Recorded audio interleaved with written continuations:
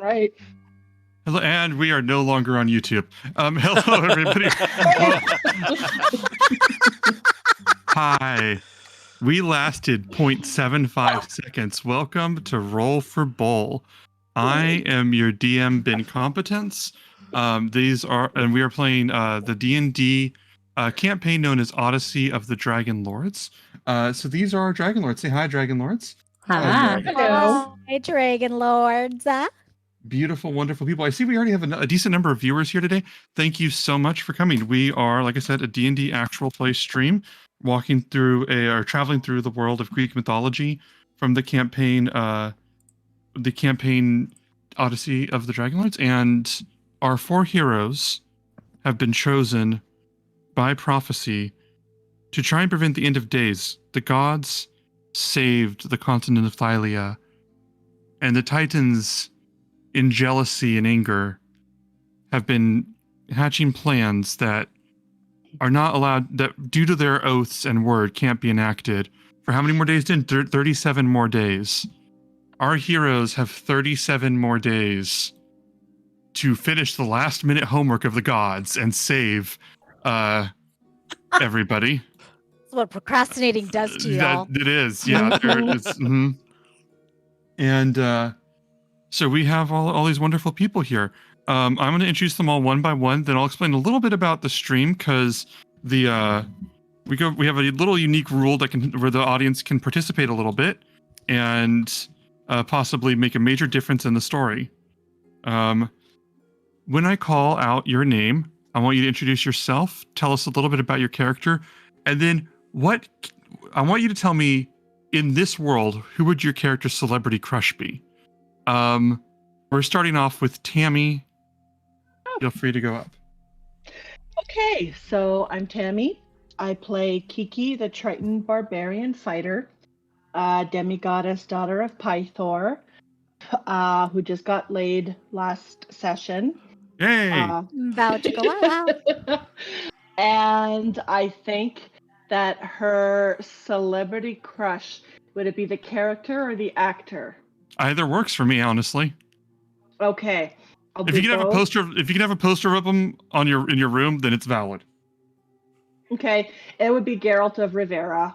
Kiki would totally go for that. I can see it. I can see it. Just that throaty grunt. She understands that feeling so well, and she can relate to him. Wonderful. And then we're gonna go through.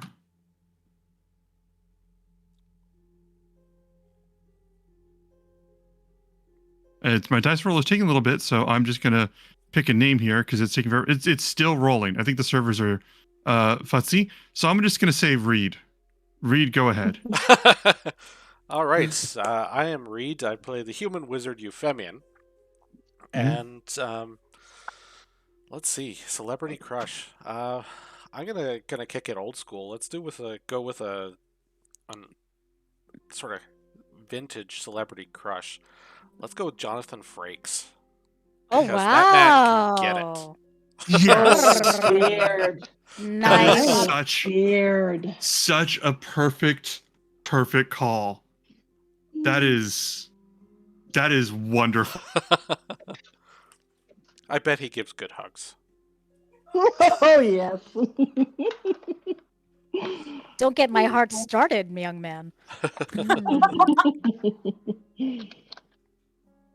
Young man. Oh, I think you're muted or not coming through there. Ben, we don't hear you.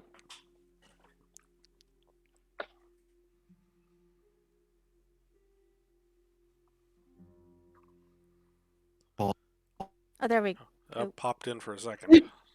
I thought he said balls. That's all I heard. Like balls. Nope. Okay, let me try this. Oh, there we go. That's better. There we go. That's it. Yeah. So we can Okay, hear you I'm now. not gonna move. Okay, so just so you know, people at home know, my microphone's having some tech issues. I'm gonna try to not move, because if I move at all, the wire apparently comes loose. Allie, go ahead. I'm just gonna make up dice rolls so that I don't have to touch my computer tonight. Y'all get sevens.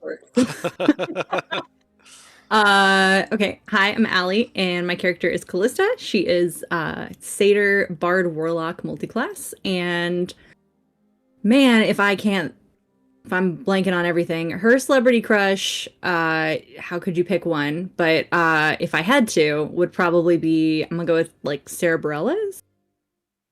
Yes, these are good calls. She did the soundtrack for Waitress. That was good. Yeah, I saw her in it on Broadway actually. Oh, so jealous. I love that good. show. We're rolling in some wonderful choices. This is my favorite list. I did not. Okay, excellent. Jen. Okay, my name is Jennifer. I play Crayrin, the wood elf monk. Pow! Uncle to Arcades. I'm gonna add that in now. Okay, so celebrity crush. I think I'm gonna go kind of weird on this. I think that his celebrity, his celebrity crush should probably be like Jackie Chan, but like the Rush Hour Jackie Chan. So he wants to be like the Chris Tucker part of the Jackie Chan Chris Tucker duo. None of you went anywhere where I expected with this at all, and it's wonderful. It's absolutely wonderful. Because then they can it's like a buddy fantasy. It's like it's a bro crush. Yeah, like that. Total bro crush. He'd probably be like, "Come on, man, let's go and like do tricks and stuff together." And they'd like do parkour off his shit, and yeah, that would be his celebrity crush. This is fantastic. Okay. With Chris Rock with a lot of yelling. Well, Chris Tucker. It's still a lot of yelling. Chris Tucker. Yeah, still yes. Can I throw another answer in there? Because you said Chris Rock, and I immediately realized that Callista would have the biggest crush on Jack Black. Oh my God! Yes. Jumanji. That's the through line there. He's got a very impressive high kick. There you go. Wonderful. Hey, he was great in School of Rock, I think it was. Yeah, and The Holiday and Jumanji. Yeah. And Kung Fu Panda. And Kung Fu Panda. This we're just gonna spend the rest of the night listing everything. Yeah, but say, like, if people are in chat, like, is this what D&D is? Yes, this is what D&D is. OGL doesn't want you to see. So anyway, okay, so we have group. We're gonna get started. I think Reed, did you want to mention the merch before we get going? Yeah, I might as well mention the merch. We do have a store if you are interested. We've got some pretty neat stuff up there. For instance, this lovely t-shirts, this lovely beautiful water bottle, which currently my camera does not want to show. You can see Jen has a Pride t-shirt now. Oh, I love that. I love it. And it has this like nice little thing on the side here. I don't know if you guys can see it, but it says, "You are valid. You are loved." And I love that so much. It's such a great touch. So one of my favorite shirts for sure. Good job, Reed. So if you want to go check that out, if you see anything that's interesting, it's streamlabs.com/rollforbull/merch. I love that. I like that Reed made it. If I put that, I would put "You are valid, you are loved," quotes, credit Lutheria sarcastic. But I think that this is a better approach probably. So, I'm just going to jump into it. Our heroes, to make a long story short, too late, have made it to an island of fire that has no name whatsoever for some reason. And as they've made it here, they're traveling from one island to another, trying to build up the resources, knowledge, strength to be able to force or negotiate a treaty with the Titans. And their journeys brought them to the Fire Island, where they are essentially trying to. There's multiple tribes of lizard folk across the island, and one tribe has risen to deny the majority of the island to the others through their brokerings with the Titan Sidon, who is a jerk. They now have access to the top of the volcano, which is important to the religion of all of the lizard folk. Our heroes went to negotiate, and they negotiated in a very unique way that involved summoning an earth elemental and dunking the leader of the lizard folk into the volcano. Can't say no if you're in lava. That's true. I learned that. I love you too. Yeah. So yeah, heroes have ostensibly won this encounter. But things are going a little haywire. The glasses aren't too bad with the light. It's going a little bit haywire, only because they are fighting this battle on rope bridges with that are coming apart on one side, pterodons flying down, and all of Fire Island's most devious lizard folk and other people now know that they're here. So the mission's done. It's just getting out and possibly any exploring that they want to do, if any of that. Raise your hand if you're ready to go. All right. One last thing. If you are viewing, you can use channel points to buy boosts. Boosts can be sent to our heroes. They can redeem these boosts. These can actually change the course of the game for the better.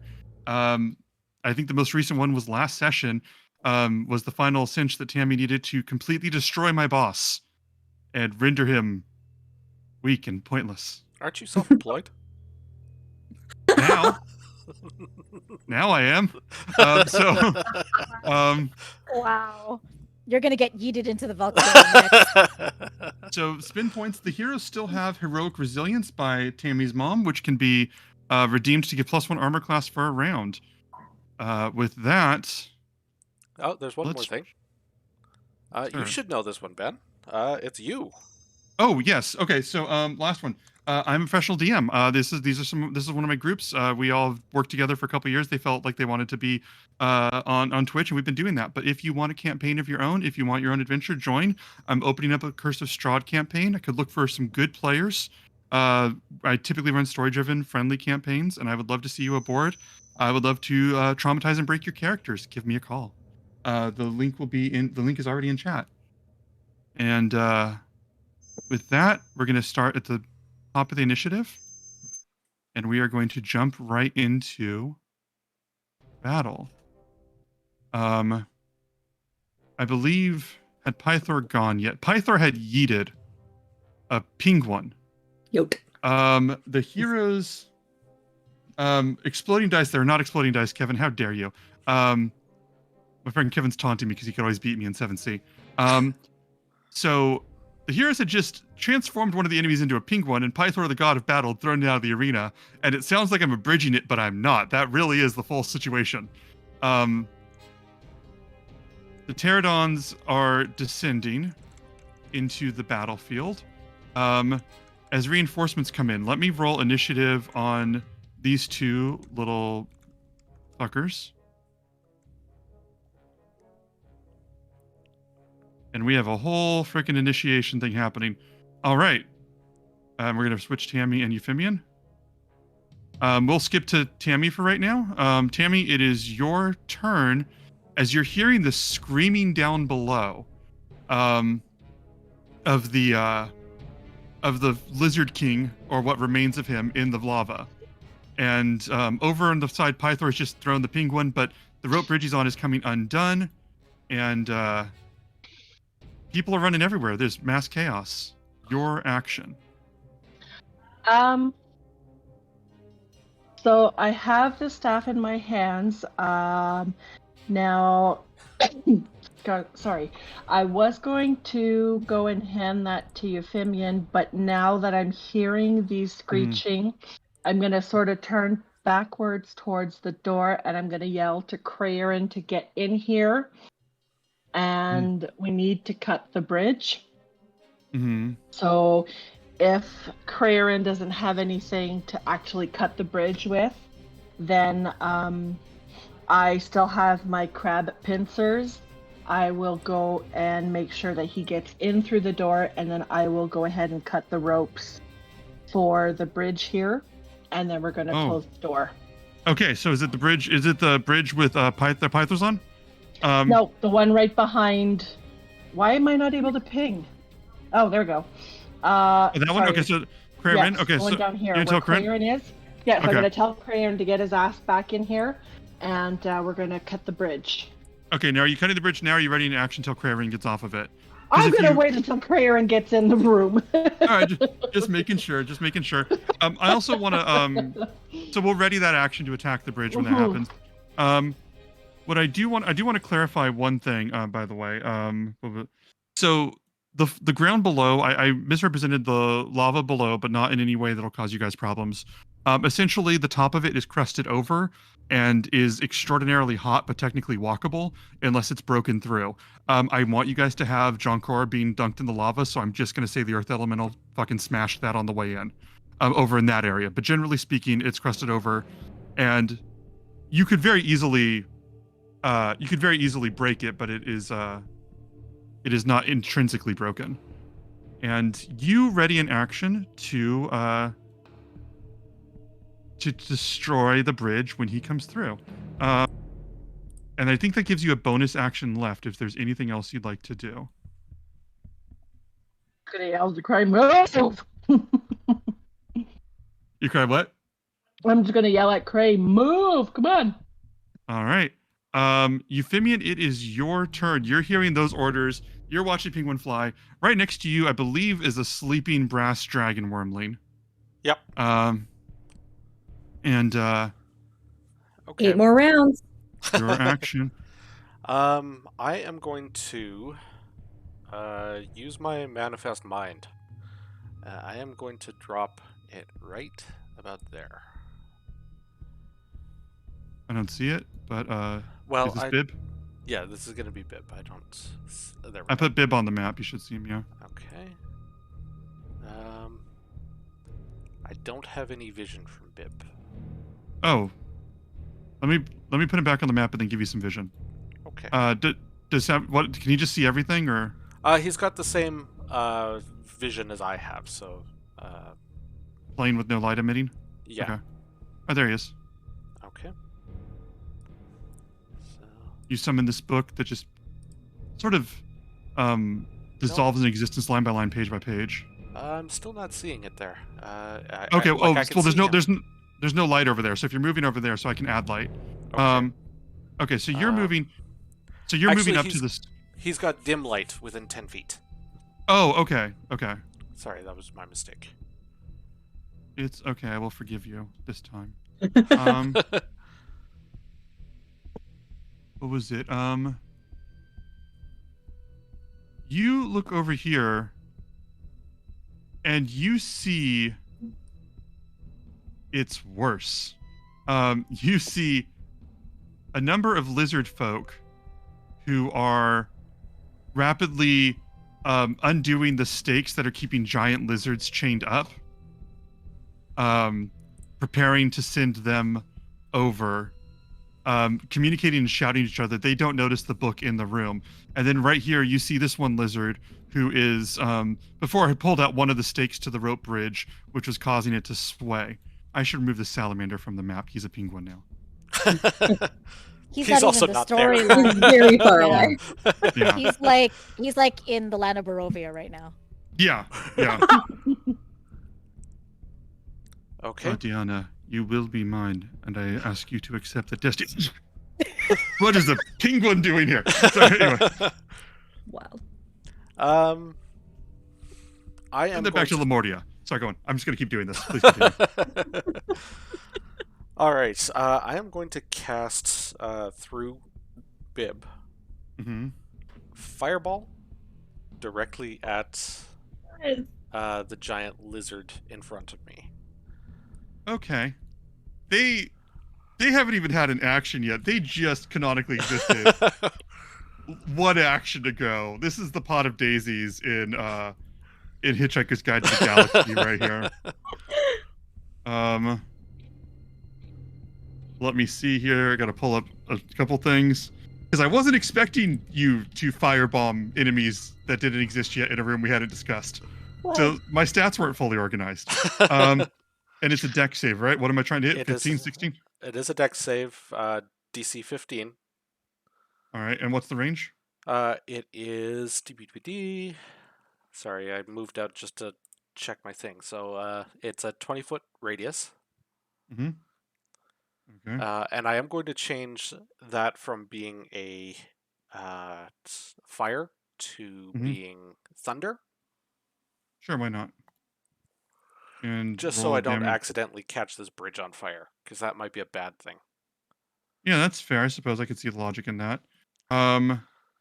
What's your spell save again? 15. Ooh, doggies. Okay.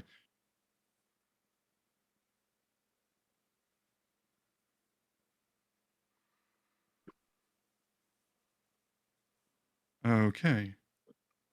Give me the damage. That's a lot of ones, but 32. 32. Okay, then I will go Holy through the shit. line. You hear, as the fire lights up, you see the room light up, and you see other lizard folk and giant lizards in the room that Bib hadn't even been able to see previously, suddenly engulfed in these flames. Lightning flames. Or thunder flames, right? Yeah, thunder flames. Yeah. You're a thunder flame. I feel like that'd be like the best insult. You're a thunder flame. How Either dare that you? or a good band name. Right? How dare you? Okay, let me see. Moon. Oh no, wait, that's Their flame, and they throw plushy penguins into the audience. Oh, I would watch the shit out of that band. Thunder Does not matter flame. what they sound like. Did someone message me from this group? Not I. No. No. All right, I got a ping, so I just wanted to make sure. Man, y'all suck. I mean, to be fair, it just continues to be read every time. You're not wrong. The grand ability to decline a fight. So the lizard folk over here. So this thunder lights. So I'm gonna say you're actually hear like a bunch of screams and shouts as this explodes. So I guess you wouldn't see the illumination of the fire, but you hear some lizard folk cry out and then are suddenly silenced. This lizard folk right here at the bridge that Pythor's looking at is suddenly thrown and flies off in this direction. And you hear a cracking sound before Pythor just goes, that one rolled down into yeah, he's gone. All those lizard folk, the ones that are alive, I put X's over some so you can see their bodies a little bit later.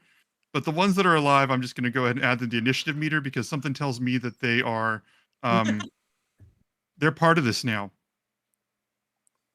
I thought you were going to say not long for this world, but they deserve a chance. Also true. Also true. Both of these things are canon. That's your main action as you blow all those up. And Pythor goes, that was incredible. Keep reading. And what was it? Euphemia, you have the rest of your turn? That's all I'm gonna do here. Actually, maybe I'll move just to the side here, just in case. Mm-hmm. They get Pythor's ass in here. On the brass dragon wormly turn, there's no saving throw on sleep, right? So it just you just hear it just snoring. So cute. Yeah, it's tried to kill you. It will try and kill you, wake up, but it's adorable right now. And what was I going to say? Callista, it is your turn. All right. Well, I am so tempted to engage with that room, but I don't know what's in there, and it sounds like Euphemian's got it under control. So I will just peek around Kiki. I'm going to step over here and kind of peek my head around the corner and look at Crayrin and just shout to Cray, Crayrin, you may very well be the fastest person in Thylia now. So I'm going to need you to get in here, and I'm going to give him Bardic. And that hurt me. So somewhere out there, Kyra is just like, and then I will hang on a second. So actually, I'm sorry. I want to be here in the doorway so that I can step right there into the door and hurl 2 Eldritch Blasts out the doorway. oh my gosh. Are you hurling them at? I'm sorry, just to make sure. Well, you know, I really wish that there wasn't a stone golem there because I want to do something different, but I'm going to throw them at the pterodons because... okay, the top one, the bottom one, how are you splitting it? Well, we'll start with the one closest to me and we'll see how it goes. Okay, so roll that attack roll. Math. 15? 15. Okay, 15, let me see, that should hit. Let me check. 15 hits, roll for damage. 15 hits for damage. No, I think how much is a 1d10, I think. You know, normally I have my dice out beforehand, and I did not do that. 3! 3. You strike that one. It screeches at you as it takes the hit, grazing its side. Please continue. And then you know what? I'm gonna make an attack at the other one, which I realize is not as like efficient behavior, but is also cool as hell. So go for it. You don't need to be efficient. You need to be awesome. Crit!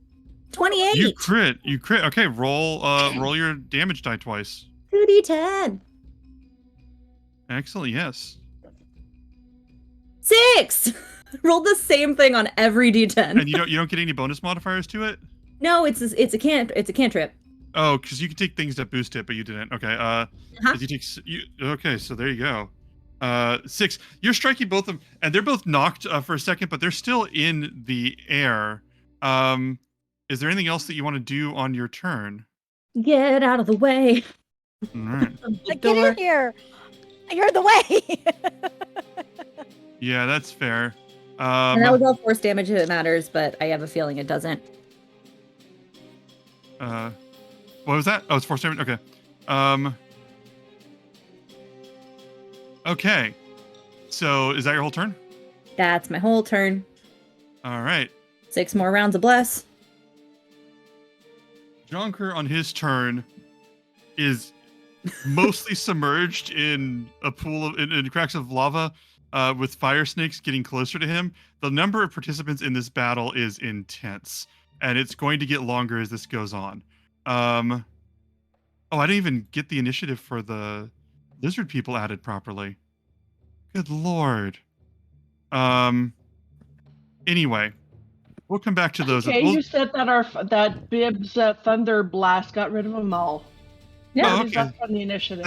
That's fair. So, Jonker is going to try, burning and screeching in flames, try in his desperate attempts to break out of the Earth Elemental's grasp. Because if I let him make an athletic saving throw, I'm going to let him get onto the ground and have a severely reduced lava damage, is how I'm doing this. So I rolled the dice for that, was my ruling. And you see him struggling and scraping and punching at this Earth Elemental, who just sort of grinds it, like the stones that makes its face grind together to make like this groaning, moaning sound, and just and just lowers him a little bit further. And you just hear the screaming. Brutal. And then it just stops. Yeah, basically. It's like what was it? The T4, or was it when he was going in the pit? It was 10. He was 10d10 when he fell in. He had 4 hits left. If he had 10d10 right now. If he had survived, I would have had him roll 5d10 when he was getting out, which still is mathematically impossible. So I was really just giving him a fair shot at a slightly more interesting death. He was done. This pterodon here is going to dive bomb Krayarin because there's no one else to attack. Does 18 hit? 18 is my armor class. No. Yeah. This one swoops by. Oh, you're going to love this. This one swoops by, strikes you. Son of a... Keeps moving. Wait, we have heroic resilience. Which what does one that is do? that? Doesn't that increase your armor class by armor 1? Class. Yeah, this is going to do 3 points. This is going to do 3 points of damage. Do you want to use heroic resilience to block 3 points of damage? I don't know if it'll do more to me though. If it'll pick me up or anything. It'll just block. Oh, it'll raise your armor class to 19 till next turn. Till 19. 19 till about this time next turn. Should I take it, guys? It's up to you. I just thought it because you said it was your armor class. Okay, let's take it. I'm taking it, guys. All right, so it swings by. You pull into your heroic resilience. You feel all of the support of the people that have been there for you, cheering you on. And in a moment, almost as if luck herself was on your side, you glide out of the way. And that is it for that one's turn. Let me finish. I'm setting up some more attacks here because this is going to get worse. And I got to roll initiative for a bunch of fuckers. So the next pterodon swoops in. By the way, when they swoop by, you don't provide an attack of opportunity. This one swoops by, dives at you. You move out of the way, and it keeps going. And I'm going to say... Let me see. Yeah, this one moves over here as well. That is their whole turn. The Earth Elemental on his turn. Yeah, Reed, I hope you know I'm not trying to be a dick. Earth Elemental is going to stand there and take magma damage. I mean, it's got one order. The order's done, so... I mean, that was kind of the plan. He was going... Yeah. It was a sacrifice play. Yeah. Yeah. As it stands in the lava, takes 48 points of damage, Oof. and you see it just stand there and straighten up. Ow. As its body is beginning to like melt and catch fire and like fall apart, it's just standing there simply waiting for the next order. It still has a small amount of hit points left. Me over here like, don't cast Shatter, you'll hurt the Earth Elemental. Then it is your action. Okay, so I'm gonna get my butt after I'm like dodging out of the way. I'll get my butt into the room, and I'll be like, I don't have anything to cut it with. I can like try smacking it, and I will. I don't know. Can I smack it? Can I smack at the bridge? Sorry. If you want to try and sabotage the bridge, that's completely possible. I know, but yours is like a held action, right? Yeah, till after you're in the room. That reminds me. Yeah. Okay. So Kiki can make her held action immediately. What was it? Kiki, I need you to make a strength check, just a pure make an athletics check. Oh, sorry, you said strength, so that's strength. My athletics is +7 anyways. Oh boy. Okay, that's ridiculous. So you needed a 10. So you pull out one of the stakes, and it begins to loosen. It'll take another action to pull out the other stake. And so it's loose, and basically people need dex saves in order to get across it. And that's your action. Krayrin, you have the rest of your turn. Okay, since I see her, she's got one out, I'm gonna try to pull out the other stake. All right, roll an athletics check. Oh man. Yeah, you guys got it. My steak knife. Oh fuck, 10. Oh well. 10. No, that's fine. You pull it out.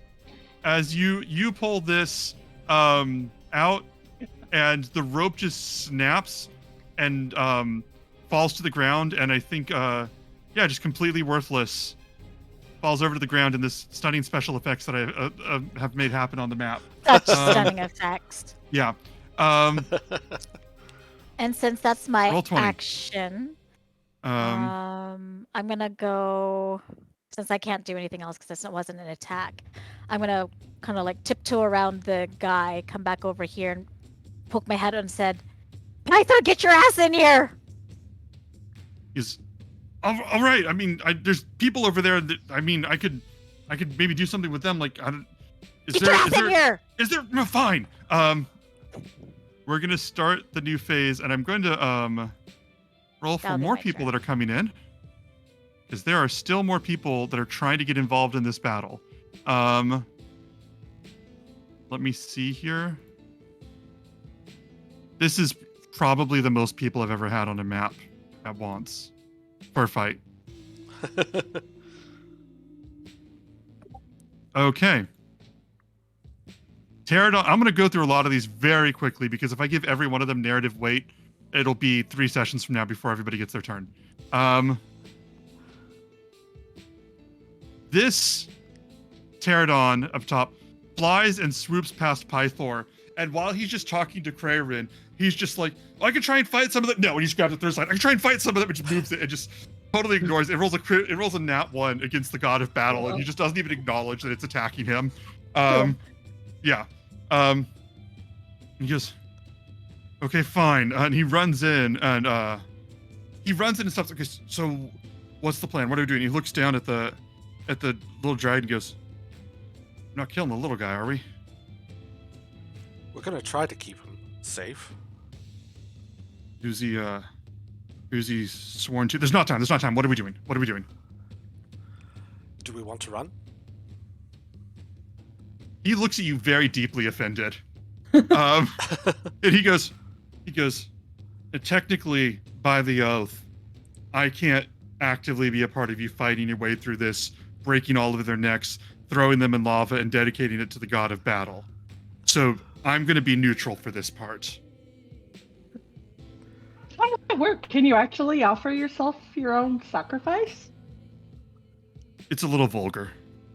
It's kind of like masturbation, then, I guess, in a sense, right? Yeah, you get me. I mean, everybody sacrificed something. We don't have time for this. I'm gonna say that's his turn. That's his turn. I think he's gonna ready his action to basically try and grapple any enemy that comes within melee range of him. You didn't close this door over here, did you? The one at the bottom? Did you close it? Oh, you did? No.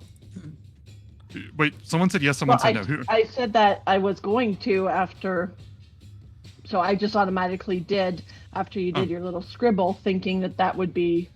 Oh, okay. Then I'll give you that. Yeah. Do. I'll give you that. Then you will hear. And you guys can't see outside, can you? Oh, you guys are like locked in. As you guys hear screeching outside of one creature flying at the door and just hissing at it, one of the pterodons.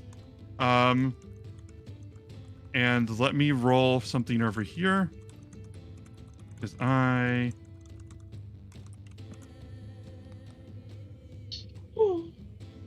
as you hear some sort of screaming over from across the bridge, but you're not sure what it is because it's in their tongue, the lizard folk tongue. It's in Draconic? I thought it was a different language. I understand Draconic. So do I. All right. You know what? I'm going to say that there are two languages on this island, and that's how I'm going to reconcile that mistake. It's okay to make mistakes as a DM. I think if that's the only lesson I'll ever teach you, I won't be surprised, but it's okay to make mistakes as a DM. Frey and Callista, you will hear this lizard folk screaming, "Somebody help me with the bridge!" And Kiki, it is your turn. Okay. So then what I'm gonna do, I'm gonna look at the gang here. So what are we running for it to get out of here? Don't forget the. Either that, or we just fight everybody. Yeah, we could do that. We could fight everybody that we came up here that's all bad and serve Sidon and need to die. We can do that as we're running away. Kind of thinking. Well, that's what I'm wondering. Is that what we're wanting to do? Because I'm just gonna fucking run right straight ahead and make it up that ladder if I can. That skeletal ladder. If we're gonna be running, like Euphemian suggested, well then let's start fucking going. So either way, I'm gonna stash the wand or that staff into my bag of holding. And then if I get the green light, then I'm going to go ahead and I'm going to run down the bridge with the intention of going up the ladder. Or down it, I guess. When you say green light, do you mean that you're waiting for Euphemian's action or just for him to respond right now? No, I'm just asking, is that what we're doing? We're running? Well, I suppose we can take a few of them out. Yeah, do we think one is going to be enough? Pythor goes, well, if we have to. They did ask us to kill them all. I mean, do we think one will be enough? Kiki, as you grab the staff... Sorry, go on. I feel like they can possibly handle the rest, but there are giant lizards on the other side of this. We should, at the very least, I think, take care of those. Perhaps the pterodactyl things as well. Would they be able to come in the open door? That, are they bigger? No. From what I can see, that giant lizard can't go through the door. I think that they think that they can. I'm just not giving them a lot of grace on the bridge. But they can. Because there's a bridge on the other side too, and if they couldn't, then it would be a how did they get in there kind of ship in a bottle thing. Well, Kiki, clearly so you you're- hatch the lizards in the building you want them in. Fair enough. Problem solved. Kiki, There's as you things take to the staff and add it to your stuff, Mhm. before you heard the sound, and you hear it again, nobody else sees this, but to you the sky darkens and you hear the thunder roll once more, and it says, "That wasn't meant for you, pretender, liar. Put it back." Do you have any response to that, Kiki? Nope. Just stuffing it in the bag. Wonderful. Euphemian, put the staff back. Euphemian, it's your turn. No, he's mine. I am going My to. MacGuffin. I'm going to move Bib. Mhm. He's basically just going to rush over this a ways. Okay, yeah, you see other lizard corpses that died of Euphemian related causes. And then you also see 2 giant lizards that are unchained and are now on the action list, to put it one way. This is one of those acts of Euphemian thing that insurance companies are just not going to cover. This is It's not acts of God, it's acts of Euphemian. Another use of the acronym AOE. nice. Very that's nice. wonderful. Very still nice. channeling my vision through Bib. He's going to sort of reform into that face. Mhm. And he's going to cast Burning Hands for me, changing to cold damage. Which bib is yours? Can you ping it? Because there's 2 on the map right now. This one is the one that I was controlling. All right, then this bib is nothing. And all right, Burning Hands, and I'm assuming he's hitting on the right side. Yeah, so trying to hit the lizard folk, the 2 lizard folk, and the giant lizard. Is it a dex save? Dex save again. 50. Go ahead and roll damage. Yeah. 9 damage. Okay, 15. Blah, blah, blah. And as you free, Oh, I think we lost. Oh. No. We lost your voice again. Almost. We had you for a sec.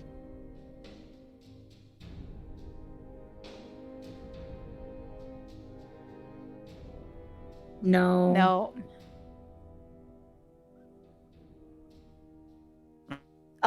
What? Popped for Just a for a sec. minute. Okay. For a minute. Yeah. Hey. No. No. why is it doing this? I don't know why it's doing There. Okay. I'm not moving anything ever again. So basically, you fire this off. The lizard folk over here screeches, and their screech slows as they turn to ice. As this giant lizard is also hit, failing the roll. This one over here withstands it barely. Everybody in this room is just barely still alive. Is there anything else you want to do on this turn? No, I think that's gonna be it. All right. Brass Dragon Wormling is going to sleep a little bit more. He's going to sleep it off because that Oh, really did sleepy it boy. number on him. Callista, it is your turn. All right. So. So Euphemian said that there were like lizards in this room, yeah? So I'm going to 1, 2, 3, 4, 5. I'm gonna move 25 feet to the doorway, and I'm gonna just clear my throat, and I'm going to cast Shatter in that room. Shatter? Okay, can you ping exactly where you're placing Shatter? Well, unfortunately, I can't see, but It is a point of my choice within 60 feet. It does not say I need to be able to see it. Okay, so you can't see it, so I just need you to ping where it is then. Yeah, let me just... So if this is the edge of the room, our room is about 1, 2, 3, 4, 5, 6, about 30 feet across. So we'll go about here. Okay. I can't. Hang on. Right there. Well, 10 foot radius sphere. Okay. Roll 3d8 damage.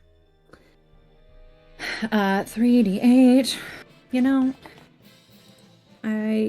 you'd think. All right, 1, 2, 3.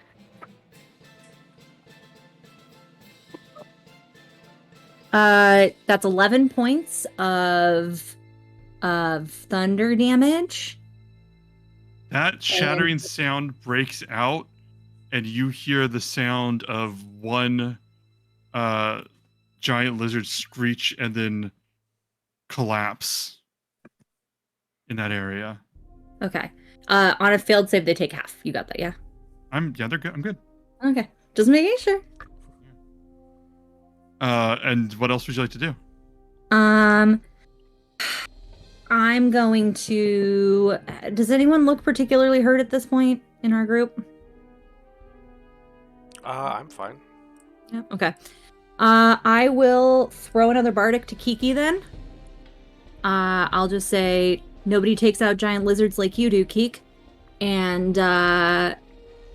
give you a Bardic. And then I'm going to just shout at Pythor, if we're running, grab the baby. Right, yeah, yes. Is this, what was it? I'm gonna take this giant lizard off the map. Y'all got 5 more rounds of Bless, and that dragon's asleep for 6 more. I love you have your dice counters there. I use D10s. Yeah. It's the only thing I use my percentile dice for. Right? A very badly battered up and bruised giant lizard emerges onto the rope, comes over, charges towards you guys. I'm going to immediately give it a dex save, because this can go very poorly for it. Uh-oh. Just the look on your face. Immediately charges towards you guys on the bridge. It's battered to hell from the thunder wave and from the various attacks. And it comes over, runs onto the bridge. The bridge is half stable because it's only half there. So he makes a dex save, fails, and falls. And you hear this lizard cry out and scream. And then you hear a cracking, breaking sound, which would be the surface of the magma. And this thing is immediately off the table. Oh my god. Poor baby. I hadn't even introduced them yet. And there's nothing to miss. Excellent.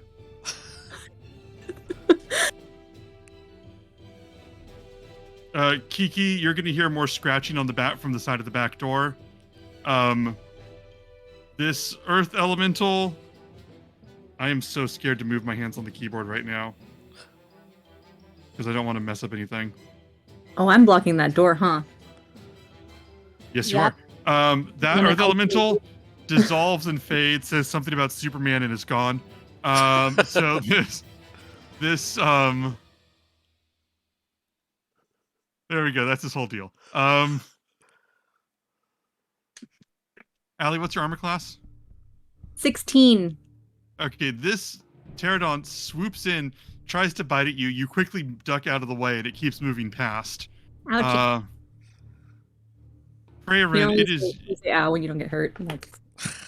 Sorry. Prayerin, it's your turn. I just did All it right. in Make-Believe Land. If we're running, I'm gonna do it, and you know I can run fast. So... Are we running? I thought we were agreed that we were going to take some more of them out. I thought they're all dead because of you guys. No, just the first wave. Oh. Okay. Well, in that case, if we're staying, then I'll... Leapfrog over Callista. I'm little. Land on the bridge, break the rest of the bridge. No. Oh. What's your I call? wonder if I could make it into that room. No, you know what? I'm just gonna go and reload my fists and hold my action until something comes to inside the room. All right. Hey, we got a number of people in the stream today. Thank you very much. If you guys have any questions, we'd like to talk to people during the stream. You can throw out advice. You can dunk on the GM because he's getting his ass beat this fight, or whatever else you want to do. I love how the DM is getting his ass beat in this fight, but he's doing it to himself. I'm kicking my ass. Why are you hitting yourself? Why are you hitting yourself? Well, Reed executed a room of people that weren't even in the fight yet, and Tammy disarmed the weapon that's supposed to be this entire fight. I got nothing. I got nothing. To sleep. You put a dragon to sleep. Yeah, I am bottom of the barrel here. Let me see. He put me to sleep first. That's very true. And Pythor. I'm out. On turn, you see a lizard folk move, and you hear a lizard folk screech, and he says something like, "Steros, get over here." Another lizard folk moves on their turn, and let me make some more rolls.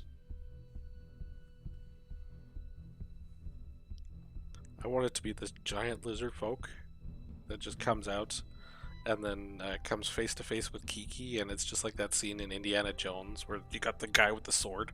Mm-hmm. And Indiana Jones just pulls his gun. Yeah. Yeah, we're gonna start top round. This Pterodon is going to swing by and attack Callista as well. I fucked up. That one misses you too. Oh, thank God.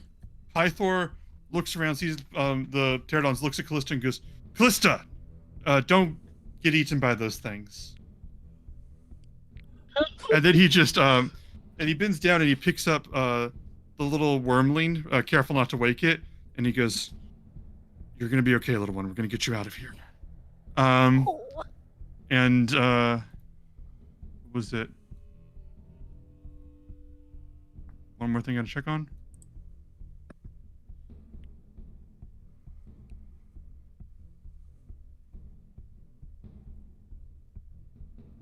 You hear large thundering footsteps from the south, Kiki.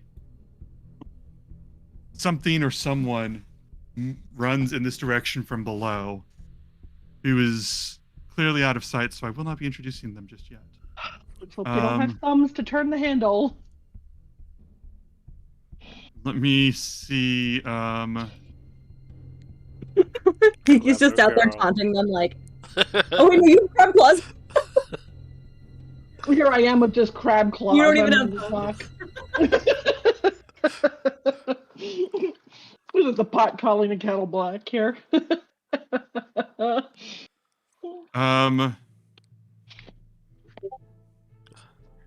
Carcinization comes for us all. I'm gonna say, what was it?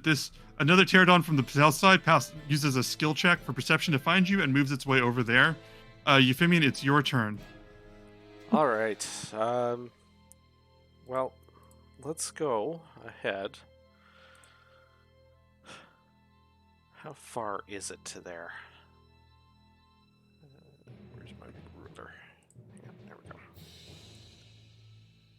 So that's 5, 10, 15, 20. So I could just make it into the far room from here.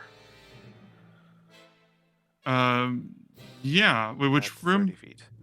This room to the north. Oh, yeah. Lizard. Yeah, let's give that a try. I'm gonna try booting up there. You up there, you see one raggedy, fucking beat up lizard person looking at you, exhausted. I mean, can you see his hit gauge? Yes. Yeah, it's good, because it is what it is. Was that your run action or regular action? That's just my regular action. All right, you got the rest of your turn, go. He looks at you, just says something you don't understand. I'm gonna reach out, just tap him on the shoulder and cast Shocking Grasp. Roll your attack roll for that, then. It's a 20. Fucking roll for damage. Sorry, buddy. Shh. As you look at him, he's attacking Elizabeth. Fatima, read fucking through Bib, which has his little book thing with vision, into a northern room and saw it was full of monsters and like completely Frank Reynolds. So anyway, I started blasting, and this is like before I'd even like introduced the characters into the campaign. He was doing critical fatal damage to creatures that hadn't even been introduced to the scene yet. Thus is the efficiency of Euphemion. As you blast this lizard folk, he fries, and I'm just going to go ahead and clear out the room of these people because this is you. The room is done. Round over. Okay, so let me see. That's not it. Being very careful what I touch on the screen. All right, I think that's it for your turn. You're in the stables area where the giant lizards were kept. I think that's it for your turn. Yep. Is there anything else you want to do? I think I'm going to use my bonus action actually to just move Bib to the north. All right. What more?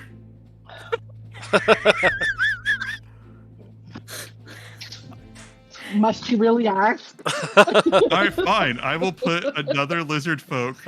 I will give another lizard folk initiative in this vague hopes that my offering will sate your bloodlust. Kiki, it's your turn. We do love you, Ben. Really, we do.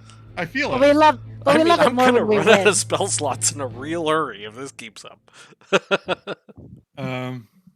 You need a hand over there, Euphemion? Little lizard just twitches on the floor. For the moment, it's empty, but I think there's more on their way. And yeah. Okay. Well, 10, 20, 30. Fuck. My 40 moves doesn't quite get me into that room. Could dash. Yep. Okay. I'll dash. And since I've obviously not hit anything in my last turn, my rage is gone, so I'm just my normal hand, so I'll just come into the room here with Euphemion. What's that big number 2? Oh, that's what Euphemion took all over my plans. There's just a room full of dead lizards here. Yeah, this is a room full of fried fucking dead lizards. There's a whole ass barbecue in this room. Nice job. That's it for my move. So this altar. Cow down. The dragon wormling, we're gonna reduce this to 5. List, it's your turn. Is 5 on my turn. Okay, fair enough. It's 5 now, so. Okay. So they're running. I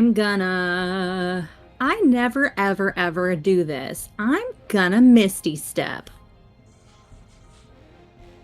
I'm gonna Misty Step into that room if I can. Let's see how close I can get. I got, I think, 30 feet for my Misty Step. Is that right? Alright, so let's move me 30 feet. 1, 2, 3, 4, 5, 6. Do I see anything jumping out to me as I'm crossing that bridge? Give me a dex save. A dex save? Yes, I should have done this for Kiki as well. And Euphemion. Just me. Yeah, I should. In the wind. Did one. I'm okay. That's a 12 plus 6, so 18. You're good. I should have caught that for them. I didn't. That's completely my bad. Go ahead. So you make it in there. You don't see anything else happen. You don't see anything else here right now. Like over the caldera? No. Okay. Well, let me see. On the other side, like way across on the other side, you see the glowing bodies of salamanders that are sort of watching, like 2 giant salamanders that are watching this more with curiosity than anything. Okay, tight. So that's my bonus action, and then for my action, I can move for my movement, I can move 30 feet. So, let's see if I can do something dumb again. 1, 2, 3, 4, 5, 6. I will stand in that doorway, I guess. And What's the worst that could happen? what's this guy? Is that an enemy? That is one lizard folk who really should have taken a sick day. I'm gonna have to agree with that because I'm gonna cast a spell on that boy. But I just need to decide what I want. What spell? Really quickly. Let's go with. You know what? Fuck it. Actually, instead of that, I'm gonna stay just back from the door instead of moving to the door, and I'm gonna cast Mirror Image on myself. You already cast Misty Step. Misty Step's a bonus action, isn't it? It's a spell. Damn it! God, son of a bitch. That's why I never do this. You have like a bunch of hurtful cantrips. I have a million cantrips. How about You could ping that how lizard about folk. Toll the Jet? No, he's not awake. What'd you say? You could ping that lizard folk. Ping. What? With Eldritch Blast. Oh, yes. I was thinking maybe I would yeah. That's probably the best move. Okay, Let's do it. Go for it. Let's do it. What? All right, hang on. And there goes the wood dice. 16 to hit. 16. That hits. Roll damage for this poor little guy. Well, that's You the know first. what? You know what? His name was Norris, and he was going to go home and apply for a different job today. Do you still want to attack him?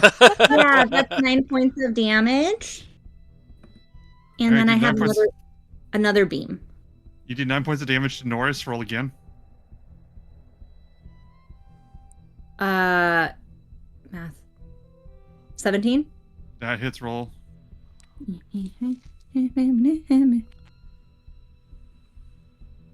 Ooh, 10. As you hit him, he stumbles back and is barely standing up right now. Norris considers if maybe his wife was correct about his career choice. I mean, he's welcome to run away. Yeah, he is. He'd call his wife and say goodbye, but cell phones haven't been invented yet, so. I thought you were going to say, but it's not his initiative. This other pterodon is going to get over in position. This pterodon down here is going to swoop in and try to attack Euphemian. Cleaving for relevance. 19 hits. 19 does hit. Unless... No, I won't. And he, don't. Don't play with your heart like this. As he strikes you for 4 points of damage. What's up? Fun. What's up? I never do this, but I do have, what is it called? What is it called? Silvery barbs? No, I'm not going to do it. You'd have to be able to see it, wouldn't you?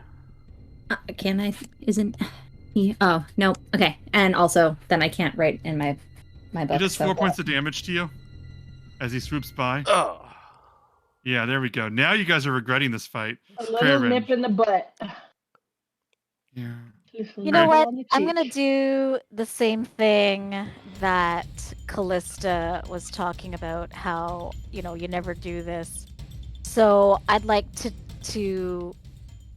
I'll turn to Pythor and say, I ain't leaving you. And I'm going to go and put my head outside, and I'm going to throw some darts. Ooh, okay. Which gets to throw for one of the pterodons. So I'm going to throw one at this guy, just All for right, the roll. fuck of it. Throw for the fuck of it. For the fuck of it. 28. Good lord. Roll the That's dart natural. damage. Oh, and 20. it's a crit too, but it only does like fucking stupid damage. So 13 damage onto that. Yeah, you throw and you hit this thing and it just falls. Like it just falls like a rock when you strike it.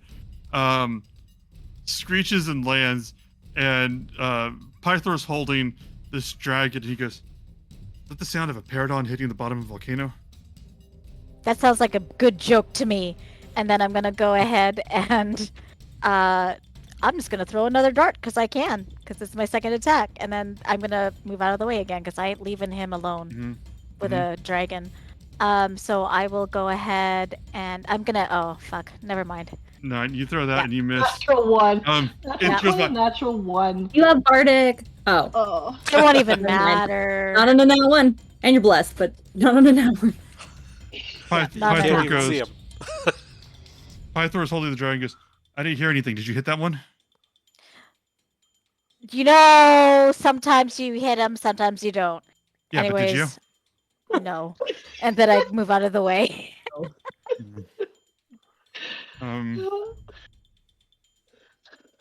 see. This lizard folk over here is going to run back and is going to Bye, attempt. Norris. Norris is going to run back and attempt to pull out the stake here. Pull out his cell phone. He failed. It's a 10, and he failed. And he's just pulling on it. He's just like, Oh, just sort of feels a little bit bad as he pulled it out. Just like, yeah, this is how it was going to end. It's like This every horror movie protagonist trying to put the keys in the door. Yeah. He's trying to put the key in the bridge. He doesn't know why it doesn't work. It doesn't have keys, man. This pterodon rolls a 19 and strikes Euphemian for 7 before swooping around the side. So the pterodons are the MVPs of this fight, and they are challenge rating 1/4. I'm starting to get hurt. Yeah, you're actually taking damage. Sure. Well, that's the maximum run that I could do. What was it? Pythor looks at Cray and says, "Are we leaving, or what are we doing? What do you want to do?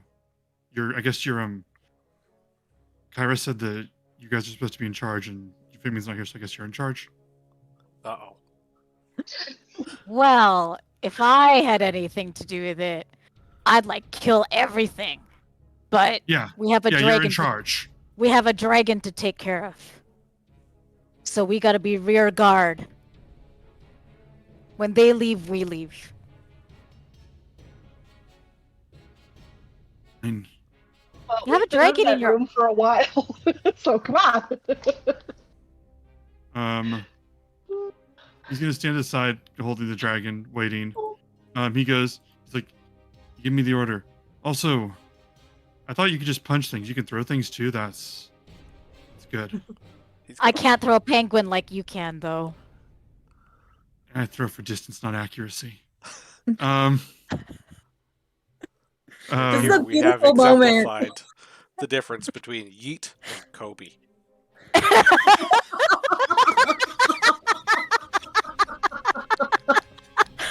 Oh, wonderful. God, that's... I just love the image of the two of these two dudes having this like really heart-to-heart bro moment, and then Euphemia just getting the absolute shit beat out of her on the other side of the bridge. all you hear is Euphemia in the background going, Oh God, it hurts so bad!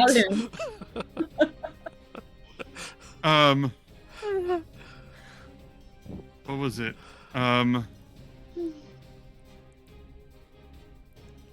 Let me see. Krarin, you hear this this slamming boom, this boom at the back wall, the door where you were, the door that was closed, and you feel a great amount of heat emanating from the wall, the door, as it cracks and takes some damage. And you hear a voice on the other side from a distance, very clearly from a distance, say, Who's destroyed the bridge? Who's destroyed Jonkura? Who is trespassing?"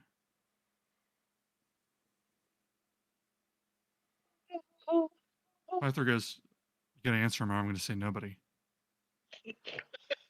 well, this don't say anything at all. Odysseus would be proud. Nobody. Pythor Oh says. my god. And you hear this voice.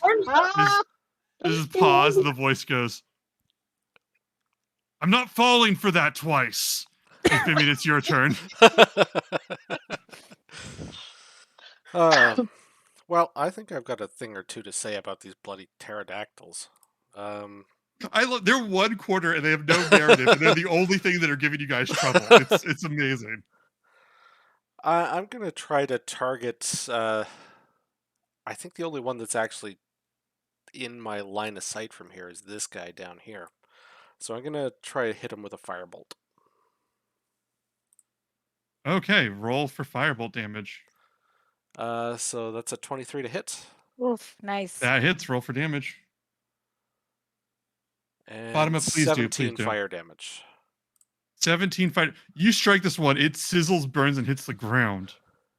And Pythor just goes, "That one's for you, Pythor." I'm gonna step into the shield, shelter. "I'm not sure what happened, but I heard fire crackling and something screaming and something hitting the ground. So, thank you. That counts."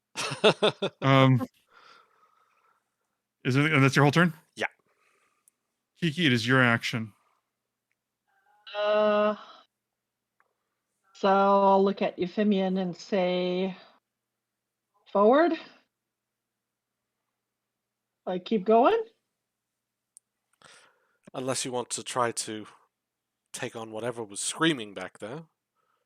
Not really. I think Pythor's got it handled. He's holding a dragon. We don't know this, do I? Do Hey, we? dude, he's played with the dragon before. Oh. Okay. Well, But hopefully he doesn't squish it. That's fair. So I'm going to go ahead and just like this case, I'm going to go ahead and seriously, Mom, why are you calling me? Sorry. It's fine. Do you want to speak back to you? Is it? She's not in the chat, I noticed. No, her computer kind of blew up, so she's probably trying to watch it on the Amazon Fire Stick, and I don't know, something happened.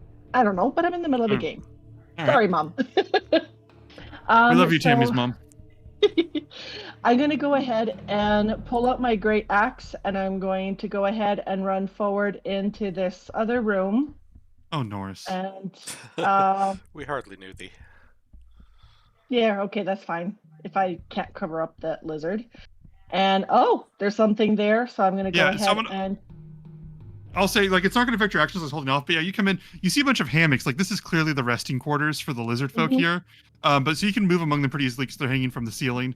But that's what those are. And yeah, you come in and Norris just looks at you and just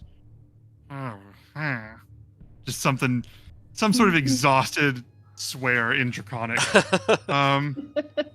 Oh, sorry, it was my axe. So I'm going to go ahead and take a swing at him. Yeah, go for it. He's a baddie. And that's a 26. Roll damage for Norris. I clicked it. I think there's a delay, so give me a moment until it decides to do something. Oh, there, I heard it. That's a 6. Okay, so here's where we are. There's a lot of chaos. There's a lot of chaos happening here, and there's going to be a lot of chaos happening for a while. But aside from the pterodons, that was kind of the last intelligent thing going after you. So even though I'm still going to run this as an action scene for a little while, I still feel like it's appropriate to ask, how do you want to do this? I'll just be kind of like, and then I'll be surprised how fast he goes down. It's like, okay. His last thought was, my wife was right. Somewhere out there, speak Draconic or whatever he speaks, so... Somewhere out there, a lizard wife will be getting the news with some clothes wrapped gently and respectfully, and the story will be told, and the wife will mourn him, and she will talk to the others and learn what happened that day, and she'll learn that he died a foolish death. But she loved him. She truly loved Norris, the lizard man, which was his last name, which was not a common last name, ironically, in the tribe. And in order to honor his death and his loss, she would make up a story that he died in battle. And years from now, people will remember Norris, the lizard man, is one of the people who fought against Kiki and actually stood against the demigoddess, and through false memory and maybe an optimistic lie of what we can become, any one of us choose to believe that he stood against a god.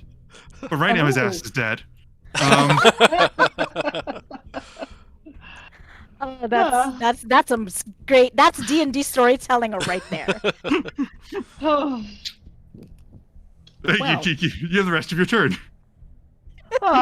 Okay. I got one. So that was like this case, and it's like the 30. I'll just kind of move up the other 10 feet just to see if I can see anything else coming out of through that little tiny doorway. You see another area. Just listen. Mm-hmm. You see another area. You see stairs going up here, and then the rest of the room's empty, but you hear more movement. There seem to be people like some sort of excited. What was it? Some excited shouting, talking, but you don't really get the impression that it's like cries of war, people marching over here just yet. Is that your whole turn? Yep. All right, Callista, it's all you. Yeah, Callista's icon is just a Callista under it. You're right. I didn't notice what you were saying before, Fatima. Callista has a Callista status token. It's Callista to the power of Callista. Callista, you're muted. I did that to remind myself that I'm maintaining concentration. Wonderful. Sorry. Go ahead. All right. Well, I saw Euphemian getting kind of hurt by these things, and Crayrin and Pythor are not coming, so I'm gonna just shuffle around to the door here for 15 feet or whatever, and kind of look across the way. There we go. Sorry. I want to be in like this square, but can I peek around the door, or do I need to be in this square? If you want to, with this door down here or this door up here? I want to be able to see into the room where Crayrin and Pythor are. Could I stand right here, or would it need to be... You can stand right there and do that. You can stand on the side and do that. That's fine. Okay, cool. You peek in. You would just see them sort of looking confused, maybe looking back and forth. Sort of the room, the hall over there, the door over there cracking. That's all you could see. So I can see that like something is happening to the door, but I don't know what it is. Yeah, so I'm just gonna say, "Hey, what are you guys waiting for? How's it going back there?" And then I don't see any pteranodons flying around, I'm guessing. No, not from where you are right now. All right. Then I'm gonna take a step back and cast. Is it concentration? Hang on a second. Mirror image on myself. Now I'm gonna do it. Okay, so that gives you like 3 clones? Yeah. All right, let's put Real some loser mirror... duplicates. And I will give Euphemian for my bonus action some of my healing dice. So let's see. How many do I have left? Okay, I got a couple. All right, so I will give Euphemian 1 for now, just to kind of tide him over. Hopefully this is worth anything. 2! You get 2 hit points. Better than 0. That's very true. And then I'm just going to stay where I'm at. This pterodon takes their action off screen. Crayrin, it's your turn. Hey, Pythor, they're calling for us. You better be right up my ass. I mean, not that way, but you know what I mean. And then I'm going to take my disgusting amount of movement and just get my ass into the room. My disgusting amount of movement. I have like 50 feet of, or 55 feet of movement or something stupid. 50 feet of movement. I'm sure I can make that. I need you to make a dexterity saving throw as you go. 21. 21. Okay, you run across pretty easily. Is that all you're doing for your turn, or? Could I try to put the stake back in so it's not so unstable? I'm going to say roll an athletics check, but it's going to be harder than the other number. So it's going to be higher, but I'm not telling you what it is. Okay. Go for it. It's not great, but okay, here we go. It was 15, God damn it. As you slam that in there and basically take a moment, line up the bridge, slam it down, adjust it. I'm going to remove these other lizard folk off the initiative order because they can't do anything. Is that it? That's it for your turn. Yeah, and I'll just be like, Pythor, get your ass here! But safely. Pythor is wondering to himself, like, I mean, he can do what you asked, but he and Kyra are supposed to have like boundaries, but like as to who they can. Never mind. So we are as one of the pterodons moves,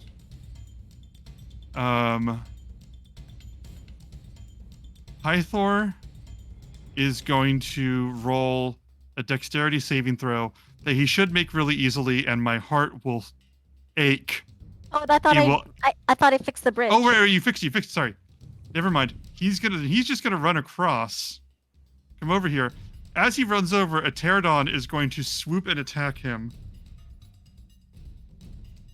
Pterodons with readied actions, folks.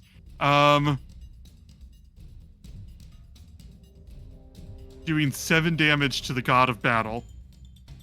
As he just sort of runs, it's like, okay, fuck you, and just keeps going.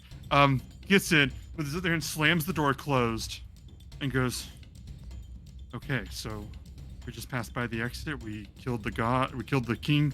We stole his staff. And we have his dragon. And we have his dragon. I think perhaps we should do something about that dragon that's a little more permanent than just a sleep spell. He looks at you just very solemnly.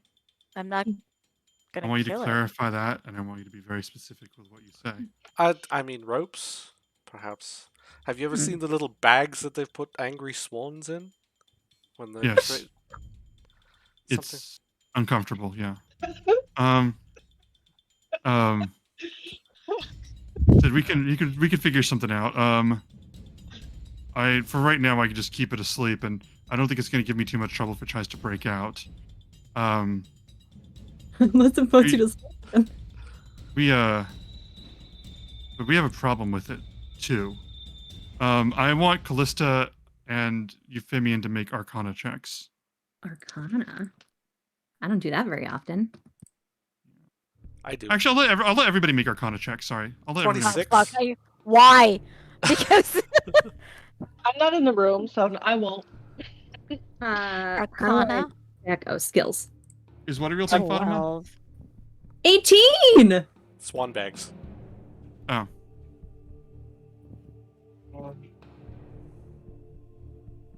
$18.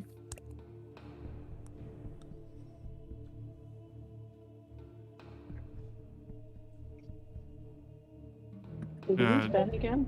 Oh no. No, I'm waiting for your roll. Damn, Mine? your roll. I'm not in the room. Oh, right. Sorry. Then I'm just gonna give it to Euphemian and Callista. When he says that there's something more. This one, you look at it, it's snoozing, and let me spell it out this way. Euphemian, what was the first thing you did when Arcadius was born? Cast the spell of bonding. And this one's been bonded to something else. Do we have any option to unbond? Or rebond, perhaps? Yeah, what happens? I would know. I cast the spell. What happens when the recipient dies? He said, well, he has his own will, but his hearts will be linked to that asshole.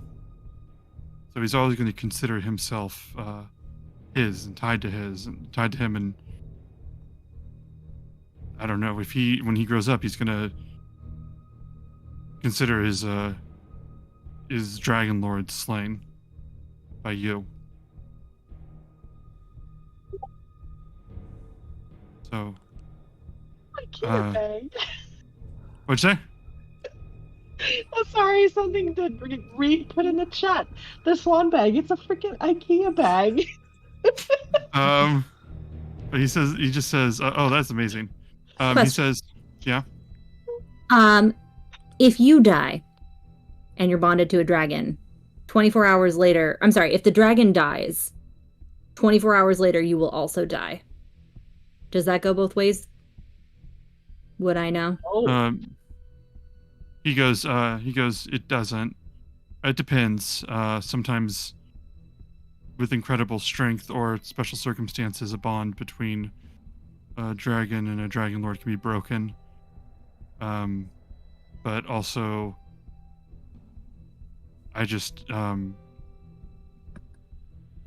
He says, I don't think that he might die necessarily, but he'll grow up with that Jonkor in his mind and his heart, so it's not exactly going to be a nice dragon.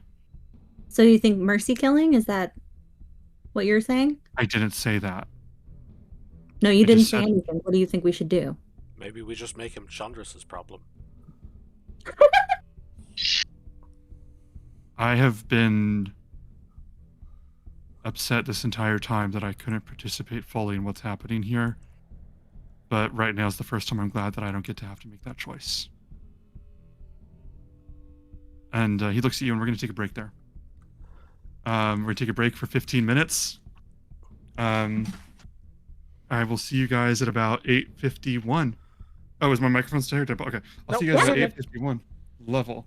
All right. Anything else you guys want to say before we go on break? Nope. Submarine. Oh. Yes. Good call. Great choice. All right. I'll see y'all later. Be well. See you soon. Amazing people. Baby got back. Did that pick up, Reed? Yeah, did we get to Tammy's? Yeah. Yes. Gentlemen. We are back. Okay. We are back. We are back in combat. Well, we're sort of in combat. We're kind of in it. We're dancing. We're kind of in like a sort of an action scene, a fast-paced action, because there's not really much combat going on. There's a couple dictatactyls like right outside, like harassing y'all. But like aside from that, you kind of have this. We're gonna come back. Pythor has pointed out to you all that the if this dragon, little baby dragon, was bonded to Jonkor, then its Dragonlord is gone. Now, there's ways that this is done in the campaign. We talked about over the break briefly. There's ways that that's done in the campaign.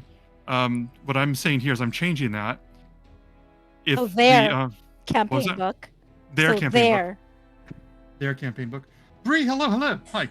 What I'm changing it to, if a Dragonlord dies, that loss has a profound impact on the spirit, on the soul of that dragon, and also it's not something they can easily forget or get over, and the amount of that influence still stays. So what Pythor is saying is like, this is the little dragon with a broken bond that was being raised by a disciple of Sidon, and then we killed its parents, its daddy. There is a significantly non-zero chance that this dragon will be a problem in the future. And Pythor, as he was explaining before the break, is not saying that the answer is to kill this thing. He is not endorsing that. But he is feeling an obligation to make you all aware that it works that way. I've killed one kid, what's two? Wait, we killed a kid? Cleon! Right. Let's double the tragic backstories. And he looks like Arcades. Just put him and Arcades in a ring. Take some bets. There you go.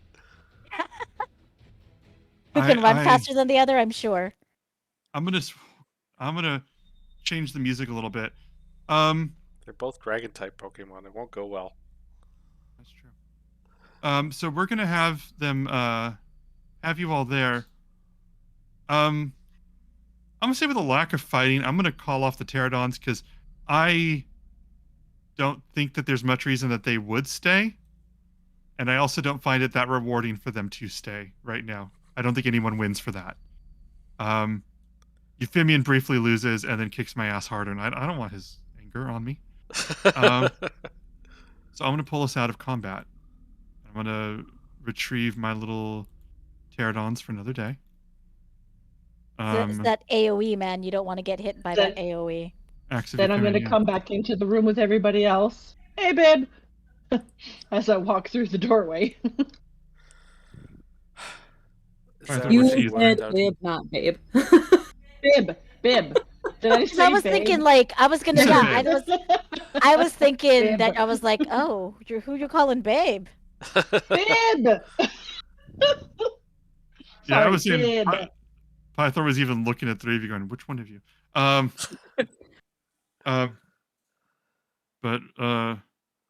Pythor goes, all right, we have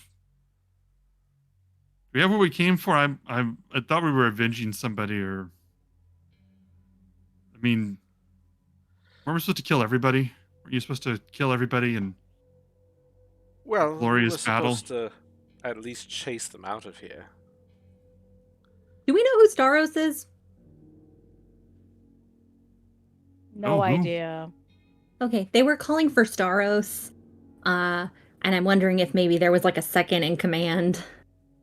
Well, that's just the thing. We were in the other room there, and something was trying to come down the door that was hot. It's powerful. He's probably I'm felt like sorry. he was. It was coming on the door and it was hot? Yes, absolutely.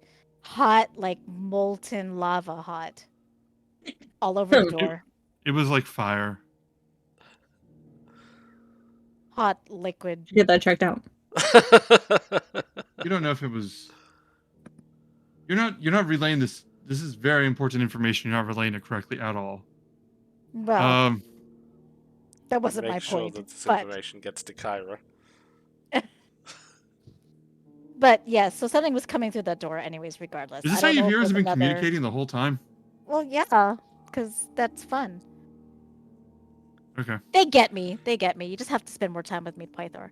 But yeah, I know. so there was something coming through the door. I don't know if it's...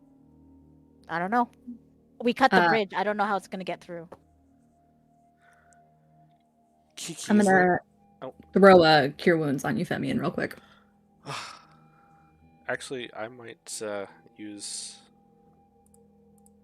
one of my healing potions, actually, at the same time. Cool. Is that the only thing I did was make Euphemian sweat a little bit? I mean, I'll take it, but... I mean, I got some damage, but it's... I got a little, but it's not worth it yet. Yeah.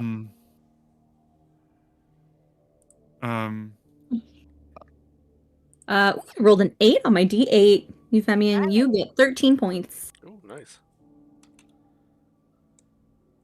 Better than 2. Sure is. Yeah, so I don't know if, like, we're... Like, are we just going to leave? I mean, we did what we're supposed to do. I mean, to be fair, they did say to take out their leaders. Yeah, not to clear it out. So I'm worried that there just might be someone else. It did sound like there were others up in the room past the barracks, which looks like to be the next room, but they didn't seem to be like wanting to attack. So I don't know if it's just like a second line kind of thing. They're just on their downtime. Do you think that would be like Norris's wife? Who's Norris? And how do we know he's married? Oh, I don't know. Just some random thought that popped into my head. Never mind. There's always a Norris in every battle. There's always someone. There's always some. I thought that was a Leroy. Real quick, before too much time passes, though, we should decide what we're going to do with the dragon because he's going to wake up any minute now. Let's tie him up. Second now. Yeah, for the moment, could we move over to the next room, grab one of the hammocks, cut it down, and use that as a... And make an IKEA bag out of it? Yeah, yes. Make a dragon restraint. Alright.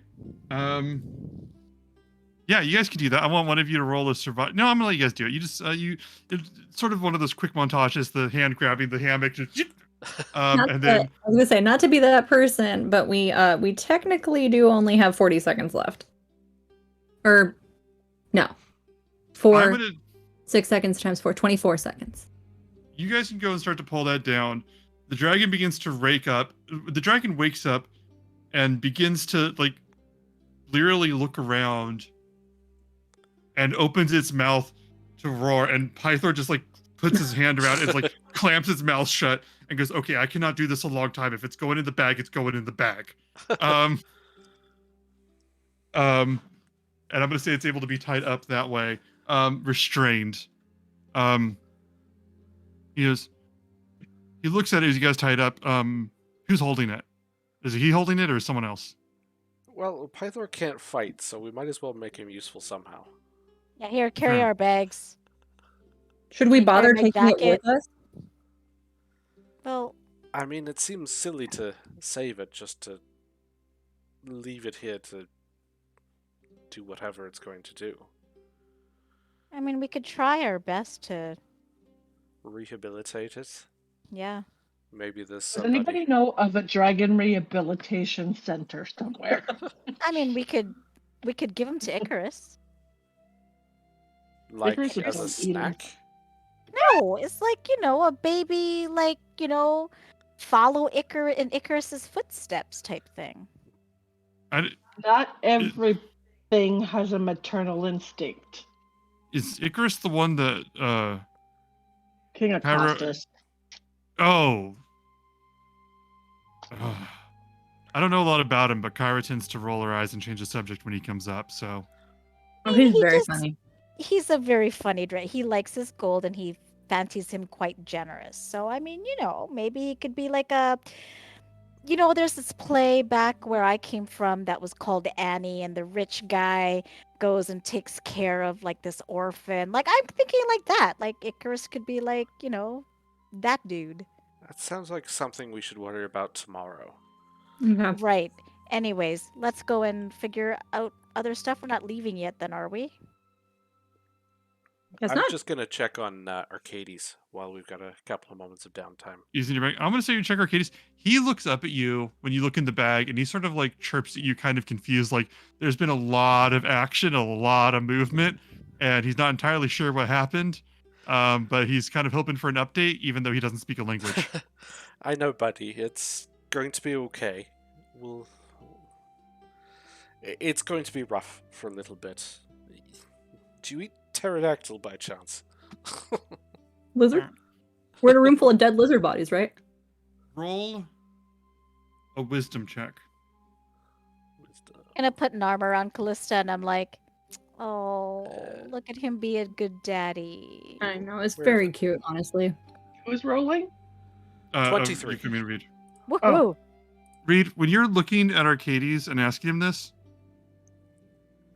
suddenly you feel the world, you feel sort of like you're falling even though you're standing still. You feel this sense of disorientation as the world feels a little bit more confusing, a little bit louder, more chaotic and rambunctious with things happening in every direction, no specific order. And gratitude that you have someone there, at least with you when it's happening. And then you feel yourself standing stable again as the thought passes by. I'm going to sort of steady myself against Cray since he's there. Hey, you okay there, buddy? Oh, I think that was some part of the bond. It's going to take a bit of getting used to. I'm going to reach into the bag and just give Arcades a little bit of a pat. A little scritch on the back of the head. He calms down. He calms down, lowers his head. Pythor looks at this dragon. He goes, he's always going to know that he was bonded to someone who died. Even if he doesn't know those words, even if he doesn't know that spell, he's going to know that part of him was ripped away. And that's why we have to be there to help him.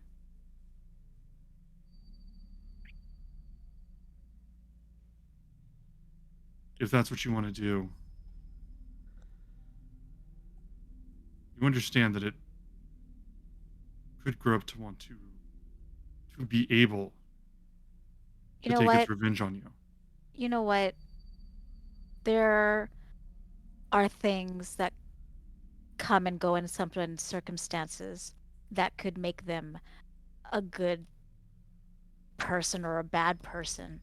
But if you have that support around you, you kind of hope that they'll go and choose to be a good person. But I can guarantee you it doesn't work when you don't have anyone or any support. So this little guy needs as much as he can. So let's try. At least 3 of us, Yeah. you could say, are in the same position. No, this isn't my choice. You can carry him though, right? Like you're okay with Yeah, I can carry him. I'm not going to let Okay. anything hurt him. If you want him to be okay, I'm not going to let anything hurt him. He looks at Kiki and just goes, "Good friends."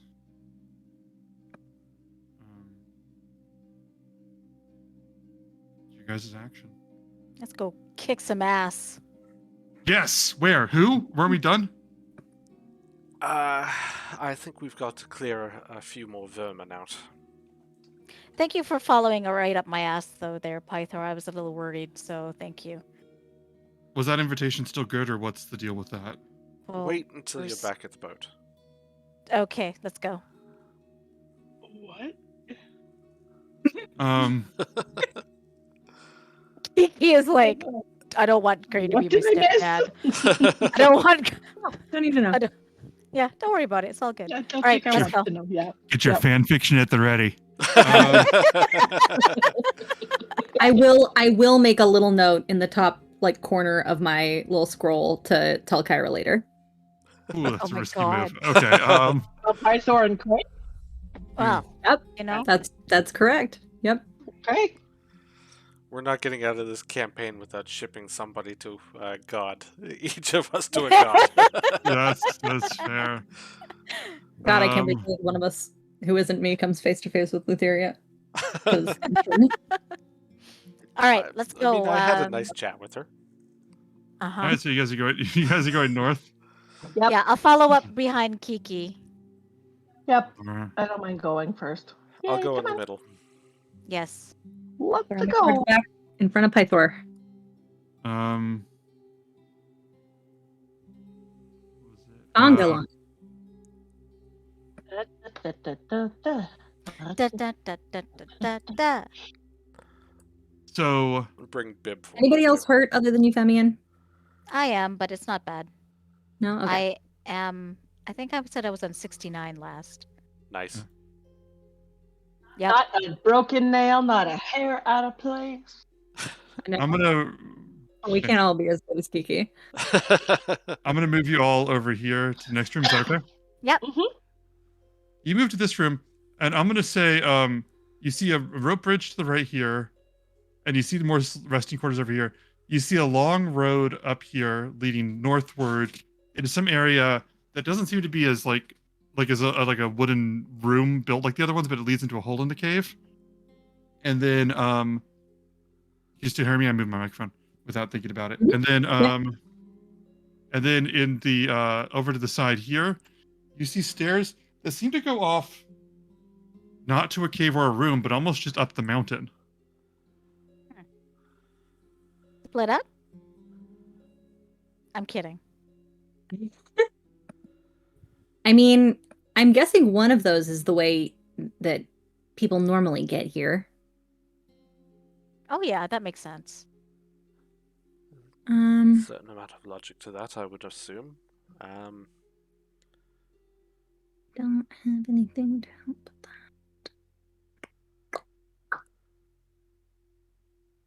Could you send Bib out? Yeah, actually. Take a look around? I'll send Bib out for some surveillance. Okay. So he can go up to let's see. 300 feet. From Woof! Good lord. Okay, give me 1 second. And so where are you putting him up here, or on the rope bridge, or the staircase? I'm gonna start up the staircase. All right, you move up there, and as you look around, I want you to roll a perception check. That's a natural 1. Katie, stop moving around. Stop it. I will be an argumentative baby dragon at a moment's notice. That's Yes! Yes, I'm here for it. Excellent. what was it? When you see up here, you see that the road up here leads out, and over in the distance, you can see it's an open walkway, but you can't quite see where it's going. To the right, so it seems to go up basically into a natural foothold, like a walkway in the volcano side that goes off elsewhere. If that's the case, then I'm gonna bring Bib back down and go up the other tunnel. Okay. Can you move where you're going? Yeah. So up this way. You're in there. You see a room that's relatively empty, except there's large stone bowls scattered around the room with bright orange and red tinged eggs, or snakes, sorry, wrapped around each bowl like they're guarding it. And there are also 2 elder lizard folk with their staffs like moving the eggs that are in the bowl. See that these are large eggs, and I want you to roll an Arcana check. Okay. It's dinner. Babies. That's an 18. Those are lizard folk eggs. Yeah, babies. Paellas. I make it paellas. While he's doing that, can I just peek my head around to the out the door right here and just look across Caldera this way? Down. You see a rest area?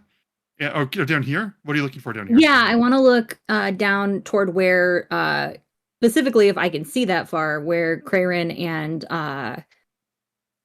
no, you have no line of sight over there to discern that at all. Both in distance and line of sight, there's no angle I can give you information about that. All right. Well, I don't want to actually leave the room, so I will hang back. All right. Well, I'm going to relay to everybody else. I'm going to guess this is some sort of nursery. I'm not sure we want to necessarily bring a battle into there. Yeah. Seems in bad taste. Well, He goes, or it's just a very early strike. Very preemptive. I kind of look at Pythor and I'm like, I'm tending to agree, but I mean, I am shocked that you did not make a good taste joke like you want scrambled eggs. Oh, is that possible? Is that allowed? I mean, nobody's going to stop you. No, but I'm saying if you made scrambled eggs and we all had them, I would consider that an offering. And it'd be like my favorite offering of the last year. What about the pterodactyl? Oh, that was good. No, that was good. That was good. I'm sorry. I don't know if it's even worth sacrificing to you anymore, quite frankly. There's no appreciation. you want some scrambled eggs, Pythor? I'm going to continue down the road into the barracks. Pythicus, no, hold on. No, come here. Get your dress back in there. He sort of gives you this the finger gesture, and he goes, I'm gonna step back. You made an offering to me. He points to you. You made an offering to me. I honor that, and you're not going to pretend or act like I am ungrateful or that I am unwilling to notice when someone makes an offering to me. So you're going to take this, and he puts his hand on your shoulder to take inspiration. He goes, you're going to take this, and you're going to remember who keeps you in their heart, okay? Get over there. Okay, this is just as Allison. Do not attribute this to Callista, but to be fair, all 3 of you guys have inspiration from me. So Yeah. The bardic inspiration, right? yeah 10 minutes. Oh, yeah. So Yeah, yeah. I'm Genie giving a free wish in Aladdin right now is where we are right now. He's just like, I know it's not the same. he goes to go in there and go do whatever it is you do. Go get me some more. Go win some more battles with books. Apparently, I guess that's how we do things this generation. You millennial. You damn books. I do one thing, I do it extremely well, and then I move on. All right, Kiki, let's go. Yeah, but I heard a lot of stories about that before you were brought together by Kyra. But apparently, you also use book magic good too now. Now, I messed that up. If you clip that, edit it to make it witty. Please continue. Fix and post. I just kind of nudge Kiki. I'm like, they're arguing. Let's go. I don't want to see this though. I'll go with you, Craig. Okay, let's go to the other side. This is like a family thing that I don't want to get into. You guys just fucking leave. Yeah, we're like, fuck this Fantastic. shit out. Just Bye. fuck it out. You guys go in the other room, and you see just two lizard folk in their cots, just completely sleeping, snoring loudly, not paying any attention to what's going on, not aware that there's anything going on. Is there any reason to think that they are any kind of like leader, or like they're not wearing anything unique, or they're just not regular one of looking them. guys? They're Does just it have, regular like, ranked lizard folks. Like a name tag that says Steros. No, one of them says Mrs. the Lizard Man. That's about it. No, it's fine. Well, what did you want to do, Callista? I try to whisper. I think that our guys can kind of take them. I don't think we need to kill these guys. Okay, is there any other like ways out? Do we see any like other doorways or anything like that? Right here, no. You see some boxes of some of their loot and belongings. I want to look at that. Yeah, me too. If you want to roll stealth against their passive perception, They're asleep trying. though. Guidance. Roll stealth with advantage. Okay. And I can guidance. do. You can guidance yourself, right? I don't know. But Probably. if you can guidance yourself, I'm okay. Find out. This is like, I am so good at snooping. Yeah. Sorry, I'm singing. I am a willing creature. I believe I can touch myself. That's a clip. I see your mouth twitching then. 25. I told you this is a horny campaign. What can you? I'm just gonna let this. Templars, thank you, Templars. I appreciate that. Oh, thank you. Yeah. So you touch yourself and get a bonus, and Ooh. 25 for me. howdy. You get 25. You go through. You open this up. And yeah, there's a number of gemstones in there. Let me roll. 18 for me for stealth. There are 5 gemstones that are worth about 10 gold each, and you notice that they're covered in dried blood. Oh. I can get cleaned up, I think. Oh, that's so cool. Templars, welcome. We're glad to have you here. We like to talk to people during the session, so if you have any comments on the campaign, feel free to give us a shout.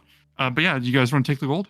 Oh yeah. The gems, gems, yeah. Gems, yeah. I love how like Templar, you subscribe just as we were talking about touching ourselves. It's great. That's our strategy. I think once per session, Yeah. we just need to devolve into that. I mean, maybe that's what did it. Whoever floats your boat, we're happy to have you with us.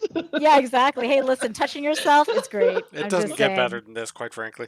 In the sense that it's all downhill from here. But yeah. Let's cut. That's your let's cut to- perspective, Ben. That's the perspective of every pterodon and lizard folk that was just in the last scene. Kiki and Euphemian, what are you guys doing right now?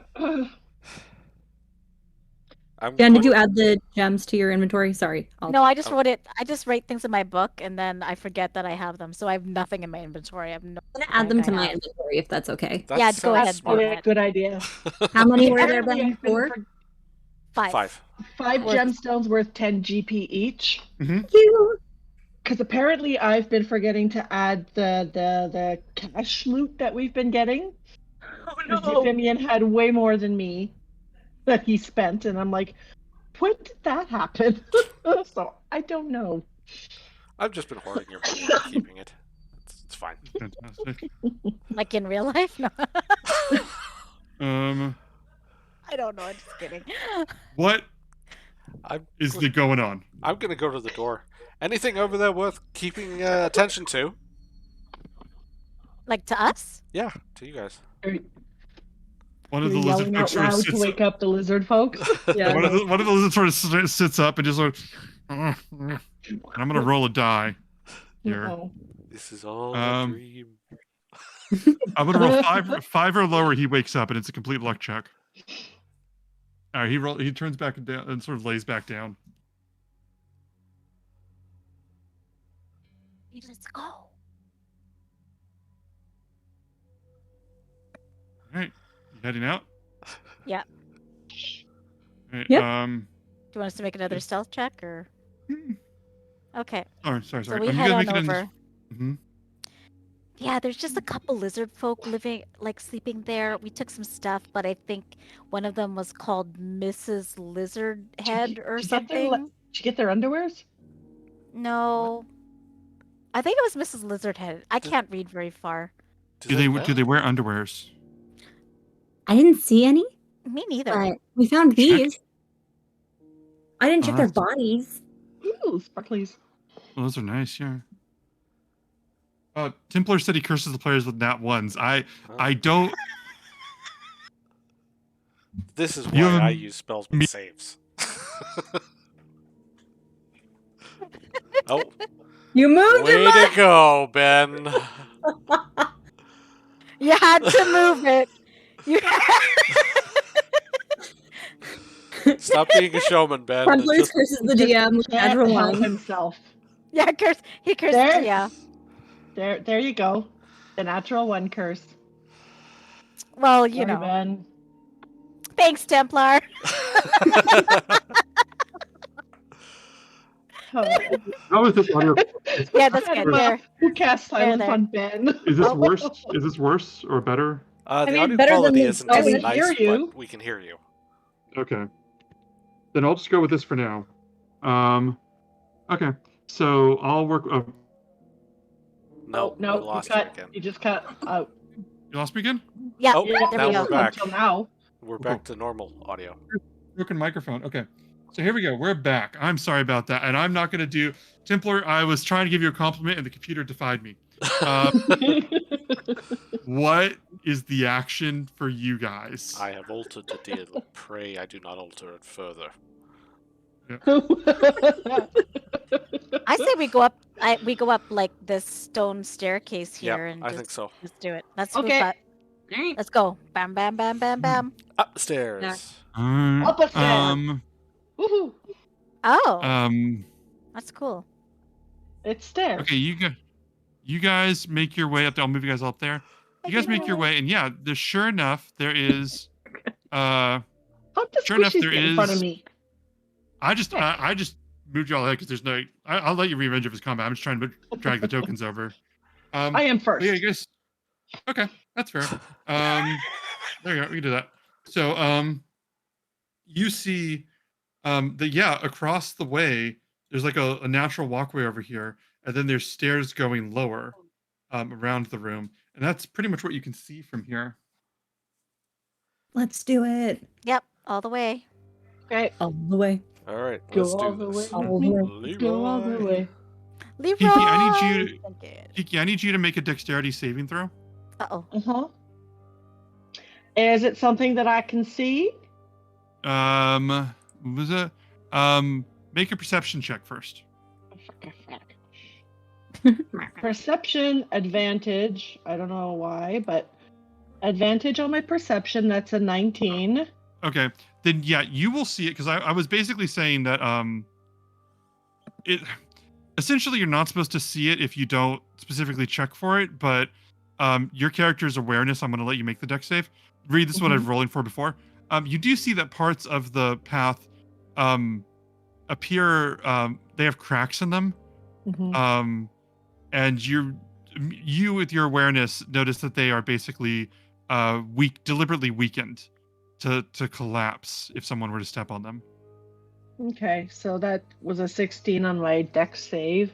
Mhm. So you would see that and you would be able to dodge out of the way or step back from it before it cracks. And I will make a vocal notification to them to watch where they're stepping, because it looks like it can be deliberately set to, if you get on it wrong, it'll go and you're gone.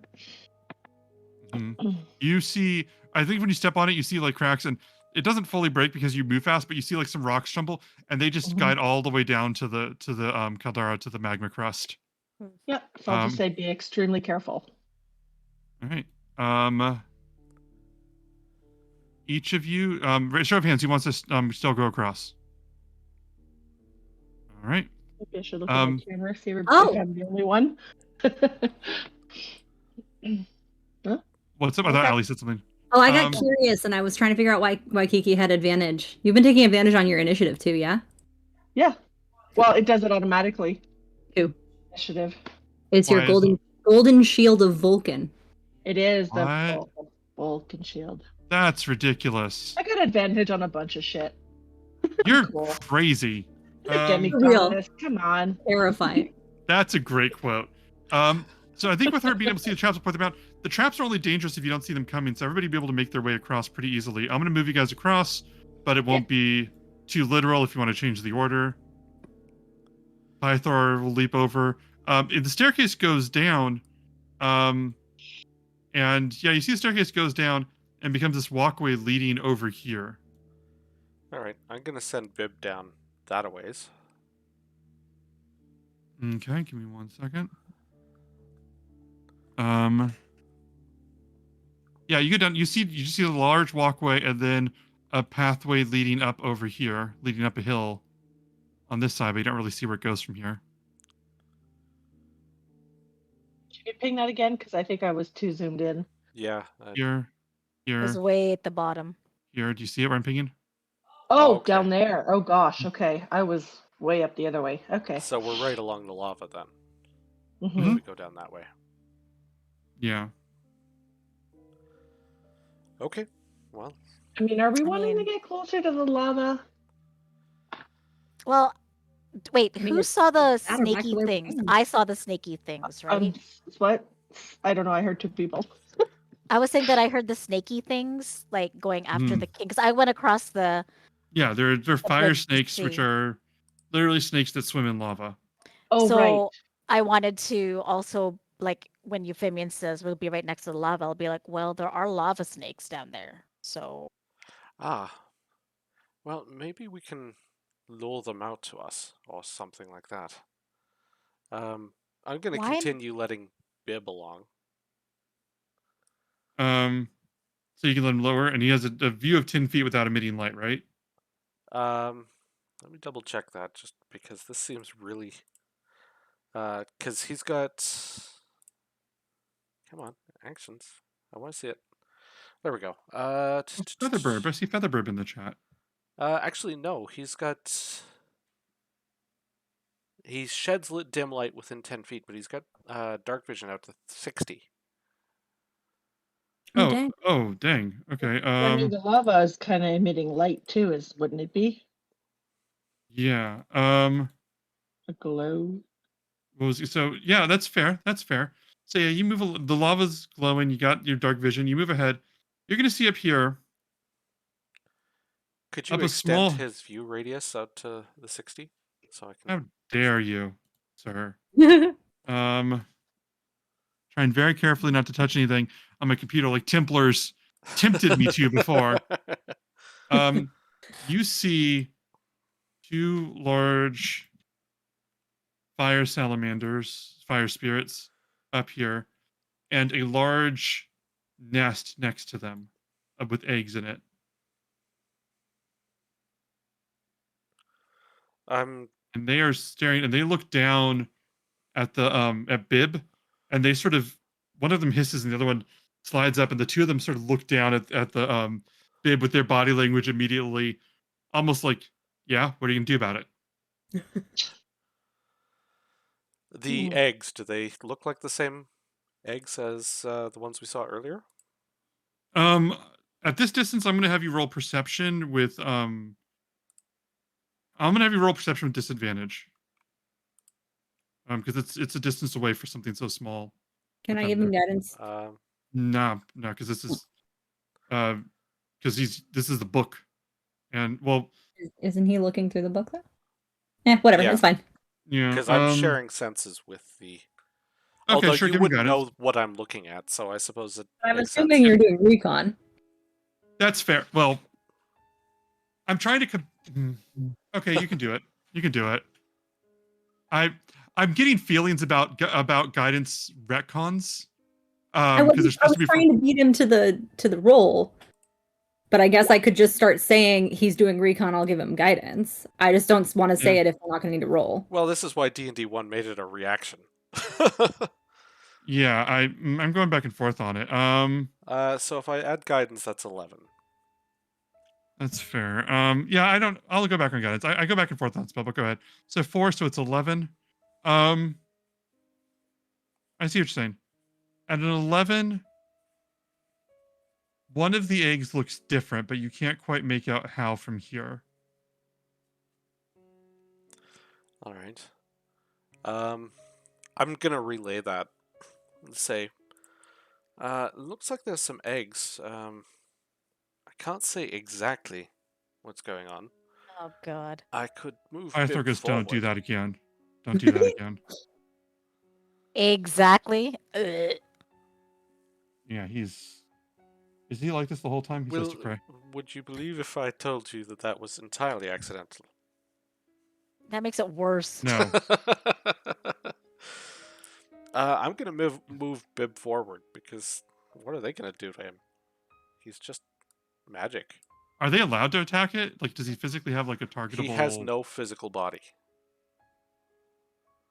He's intangible.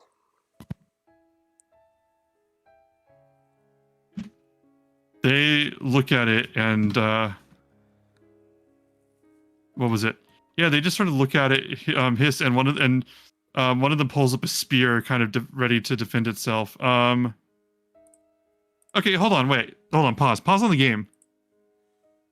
Does that mean that if you had the patience, you could basically spam cantrips out of this and kill everything in the room, and they literally would have no recourse whatsoever? No, because I can only cast spells a certain number of times. I've done it twice. I can do 3. Oh, okay. I was wondering what the balance on that was because I was like, wait a second. Okay, that makes sense. Okay. Gosh darn it. Mm-hmm. Sorry. So yeah, they're sort of on their guard right now, but that's about it. Go ahead.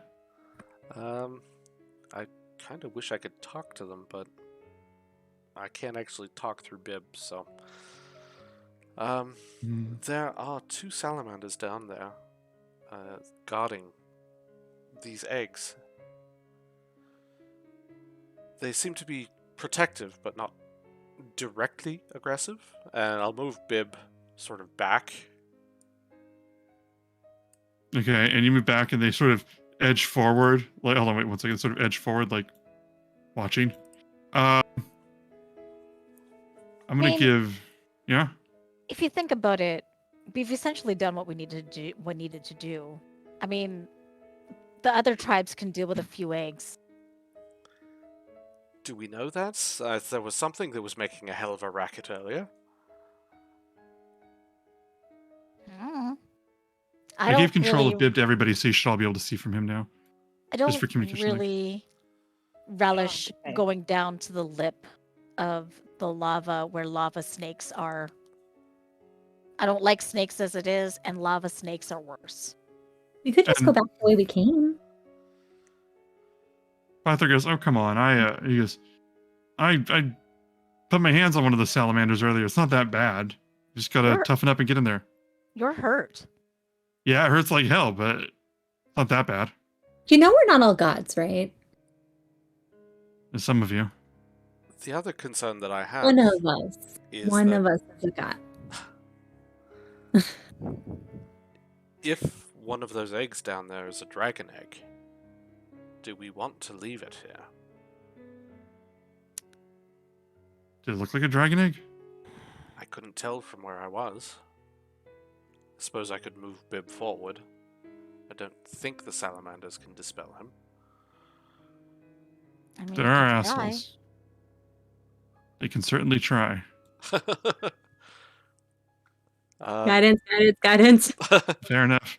Yeah, you can use it as a reaction from now on. I think it's weirdly written, and I have a problem with the wording, but I think that you're making the best approach to it. So go ahead and use it as a... Only times when I would know something was happening.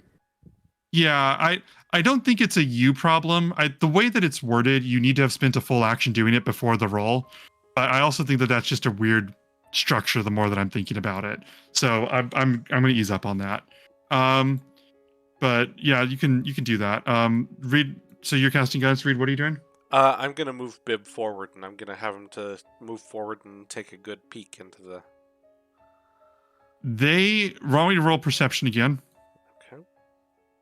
With guidance. Just a straight roll this time. Or a queer roll, whichever you want. Guidance. With my guidance. You also have Bardic. 15. Yeah, I might as well use a Bardic. Why not? Running out. You also have Pythor's inspiration. True. So 18 total. 18. You see them guarding. You see them guarding a collection of eggs. That all look like salamander's eggs. But one of them laying in there appears a different color. A brown. Brown's not the right word. I'm terrible with color words. Let's go with brass.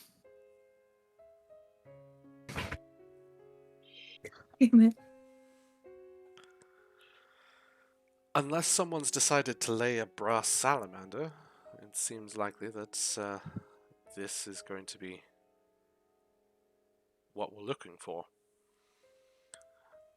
Another one of those fucking things here? Oh, Do you boy. see another way into the room? I suppose I'm moving forward, so... No, basically the wall around here raises. I would say...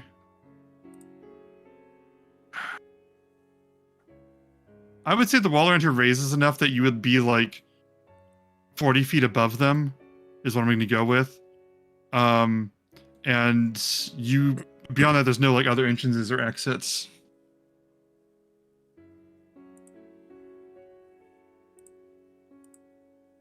Yeah, there suddenly became like a fuck ton of dragons in this campaign in the last week, in the last like 7 sessions or so.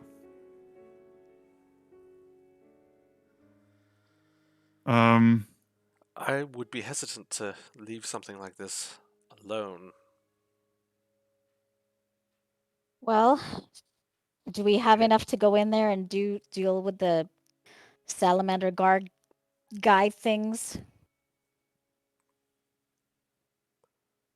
Unless you can like polymorph another one and eat that penguin out of the volcano too. I could probably do that, yeah. Does it have to be a penguin? I'm definitely out of penguins for the You day. could. I mean, would a short rest help anyone? It would help Pythor maybe get some life back. I could Me? recover some spells with that. Yeah, you Pythor, I can see the burns on you. Come on. I know He you're holds a up god. his hands like got third degree burns up all along the sides. He goes, "This is fine. This heals after an evening. I can't explain it.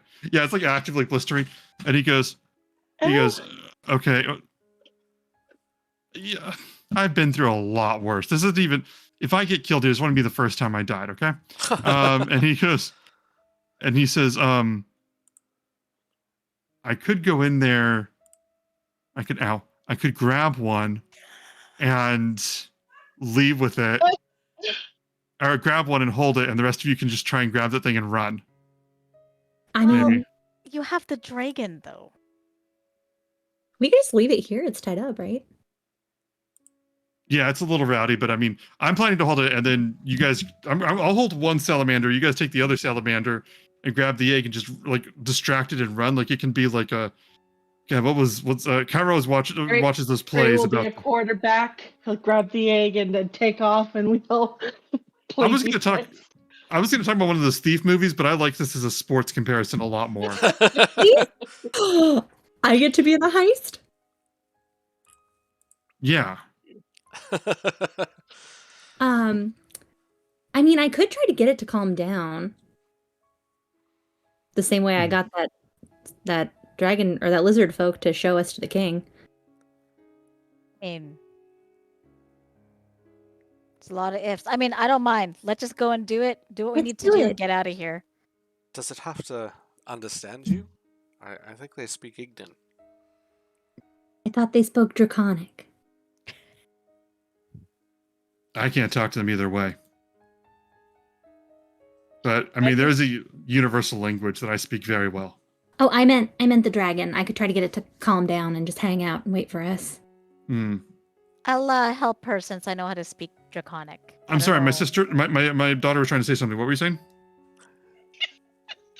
What you were speaking, your mind? is just Tammy saying, Mom figured out her tablet and she's chatting me. So she says to say hi to everybody. And we're so funny tonight. She wishes she could chat and reply. Hi, Tammy's mom. We love Hi, you. Tammy's mom. Hi, Tammy's mom from Kiki's dad.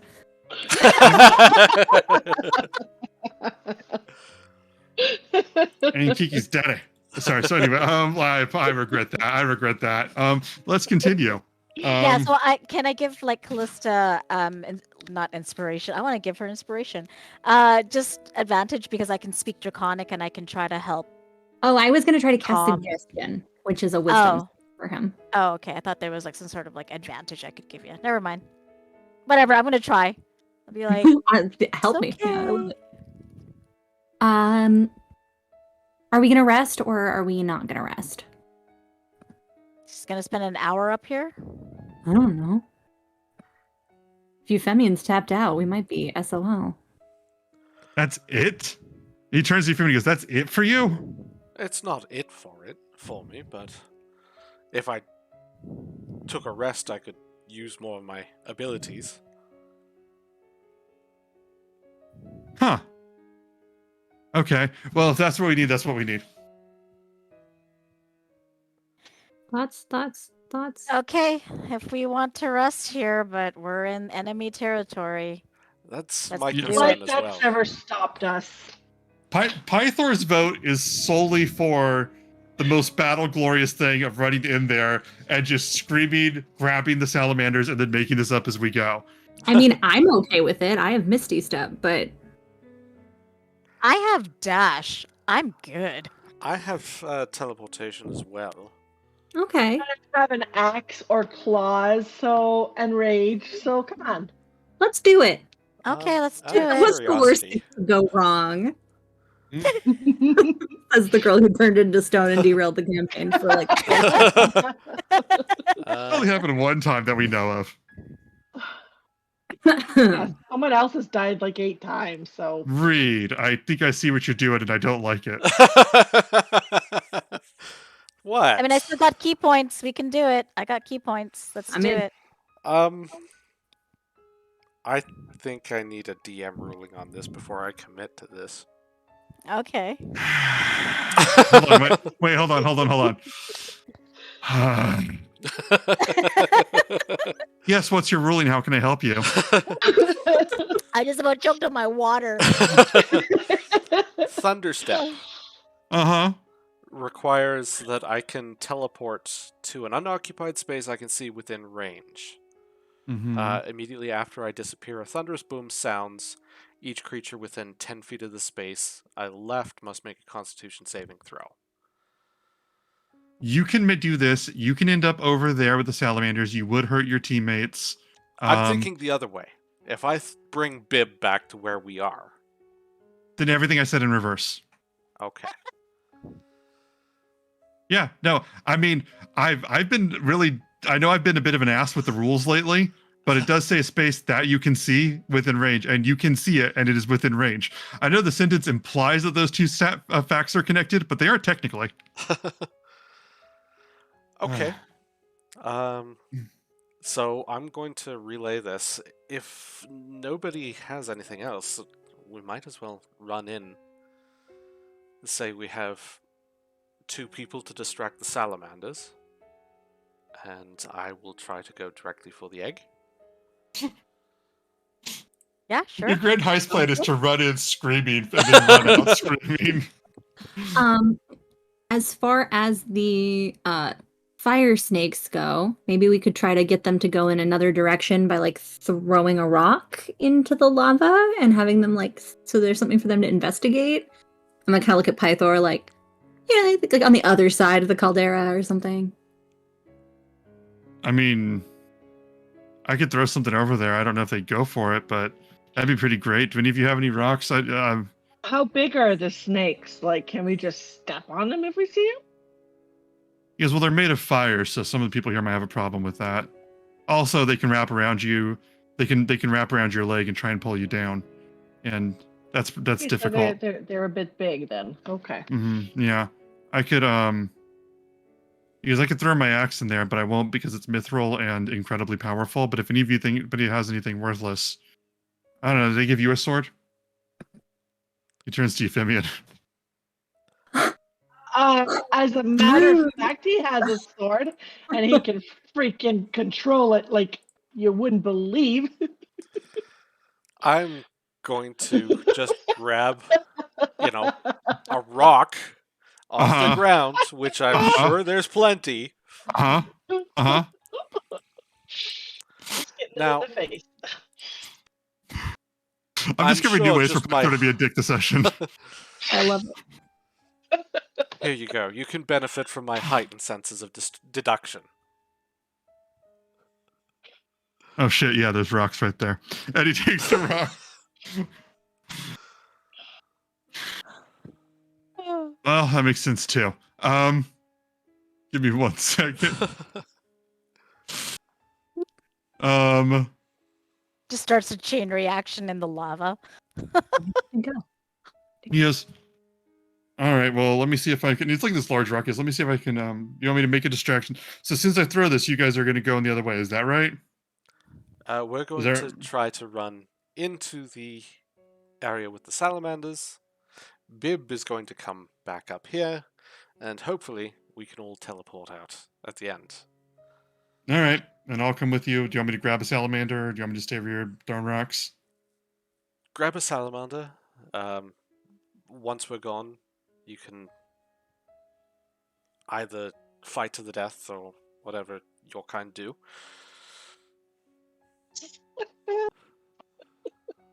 My kind watches over all of you for centuries, but I can see if I can throw some punches in there too. Heads.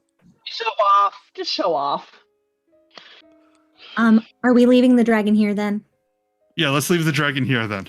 All right, I'm gonna pop down in front of it, and I'm just gonna kind of like look right in its eyes, and in Draconic, I'm just gonna say, "Hey, little buddy, I think it would be a good idea for you to just wait quietly and patiently for us to come back." And I'm gonna cast Suggestion. Okay. What's the saving throw on that? It's 16 Wisdom. Okay, also, give me one. I can't cast Bless now, motherfuckers, so be careful. Oh, I'm going to have to pass Arcades off to somebody who's not going in there with me, because I can only teleport with one person. And if I'm bringing in somebody else... Yeah, I'll hold him. Okay, I'll pass you Although his he's kind of hard to hit. satchel. All right, so you tell him this. I can Misty Step, I think. Does he count as a person or does he count as an object? He's a creature. Okay, I don't know that I can Misty Step with something. He's a creature. Craig, you want to hold him? You're fast. Who's going in with, I guess Kiki, you're going in with Euphemian then? We were all going. That's what I thought too. I could just throw I can him only back. teleport one person. Yeah, so we need him to get the egg. Yeah. Yeah. Unless, is the egg a creature? I mean, I was thinking the egg was an object. Egg's an I object. can Misty Step with an object. Egg's an object. Dragon's a creature. I don't know how to do. There's a vegan version of this game that's much more difficult. Honestly, I can run really, really, really fast. Yeah, just give him to Cray. Cray's his uncle. Come here, baby. Just make sure he doesn't get into trouble. No, he won't. Will you, baby? And I just scratch his little... Arcades. And he just looks at you. He nips at your finger kind of curiously, yeah. Doing like 1/10 of damage. All right, so his first attack roll. So what was I gonna say? Yeah. 16 wisdom save for the baby dragon. For the what did I say? Baby dragon, 16 wisdom save. Yeah, I already rolled it. He looks at you and sort of chirps at you and sort of waits, calms down, waits for your next command. Okay, tight. So Pythor goes, am I throwing this rock now? Because I mean, I imagine it'll get tiring to hold it in a few hours, but he goes, all right, all opposed?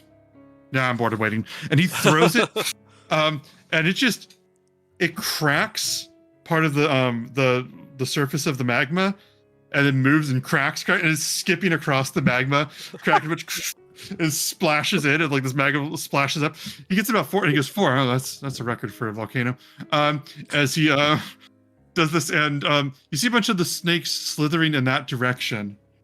He got a 26 on his athletics check, Oof. which was an Nice. extremely bad roll for him. Oh. His athletics check is plus 22. Shit. Oh.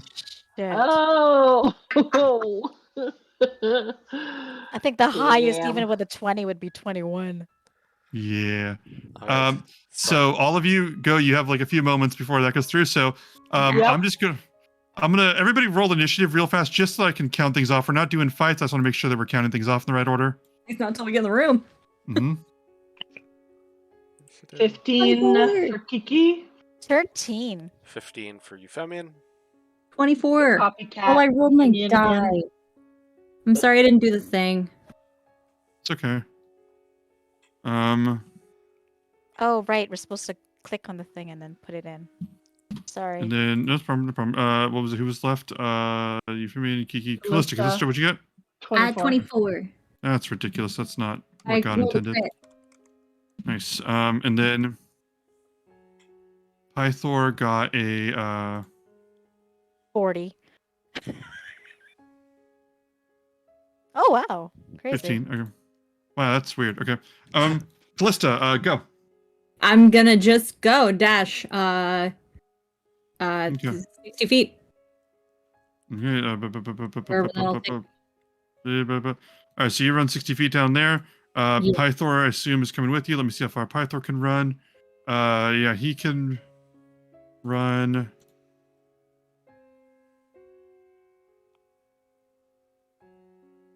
All right. As he makes his way down here, running 80 feet. Kiki, go. Same dash would be 80 for me, so as far as I can go. That is remarkable, and he's very proud of you. That is wonderful. We'll move you here. Euphemian. Okay. I'm going to move Bib 30 feet. So he's going to go Mhm. this way. Anything else? Yeah, and I'm going to run and dash. All right. So it's 60 feet? Yeah. All right. That looks about right. And Craven, what unholy speed do you run? Well, let's see. If I do a key point, it'll be 150 feet. So I'm not going to do that. I'm just going to do 100 feet. Why? That's just my movement and dash. All right, so I think like Pythor is like running and Kiki's keeping up with him, and he's like, good job, Kiki, you're keeping up with your old man. You've been training. We gods and demigods have to uphold a certain standard of athletic perfection in order to. Can I slap Pythor's ass while I'm going by? Why? Who? I'm gonna make a tiny little note right underneath my other one. I love that. Why? Fatima, if you put somebody in a bag of holding, you should go look up the Van Richten's Guide to Ravenloft on that and message me if you don't know it. Allie knows it. It's called the Bag Man.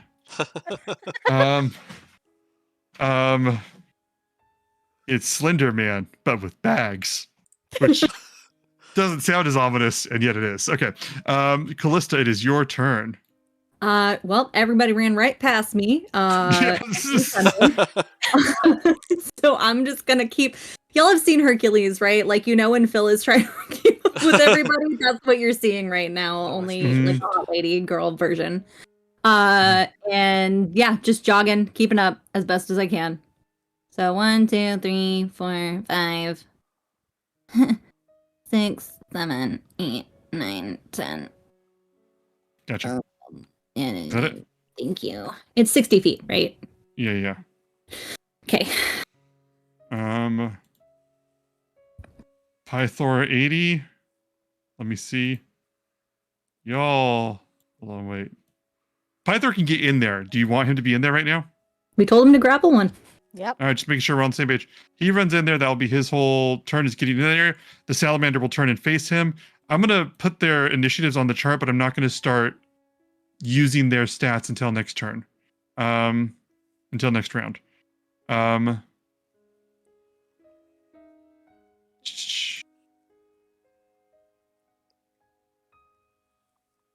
no, that's not right. Oh, that's not fair either. All right, why not? Zoom out so we can see all of us. And Kiki, are you going 80 feet to get in there?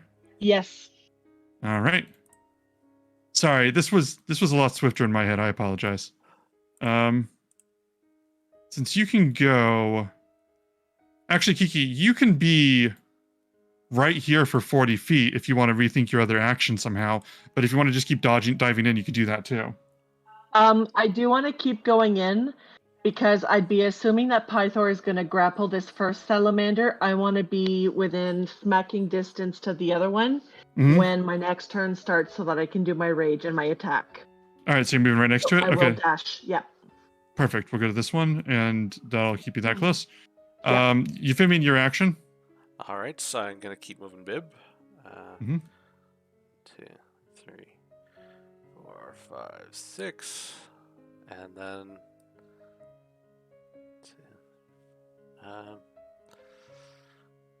I'm just going to full dash. Where's that going to put me? Since you run 60 feet? Yeah. So... Yeah, right by Callista. Okay. Salamander, I said they weren't going this turn. Yeah. Kraven, go. Oh, I'm gonna get myself in there. I'm like, are you sure? I have your baby. What an ominous thing to say. I can just use my regular movement because that takes me 20 feet there, and then. Wait to go in until after I've teleported out, because it's going to cause a rather loud explosion. Oh, okay. So I'll just stay behind. I'll just stay behind you then. Okay, so are you holding an action? Bam. Yeah. If anything comes nearby to try to hit my friends, I'm going to go ahead, like Callista and Euphemian, I'm going to go ahead and smack it. All right, we're gonna start this round. I'm gonna try and go a little fast since we're running out of time for this session. But I'm gonna put some action music on since we're in an action part now. Callista, go. Callista's gonna run into the room, or at least within what is that? You can get within the 30 feet. You can get anywhere in there. All right, cool. I want to get within 120 feet.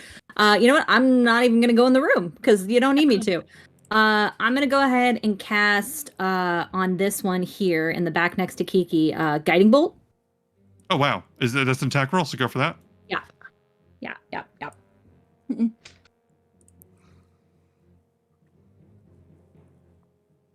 18.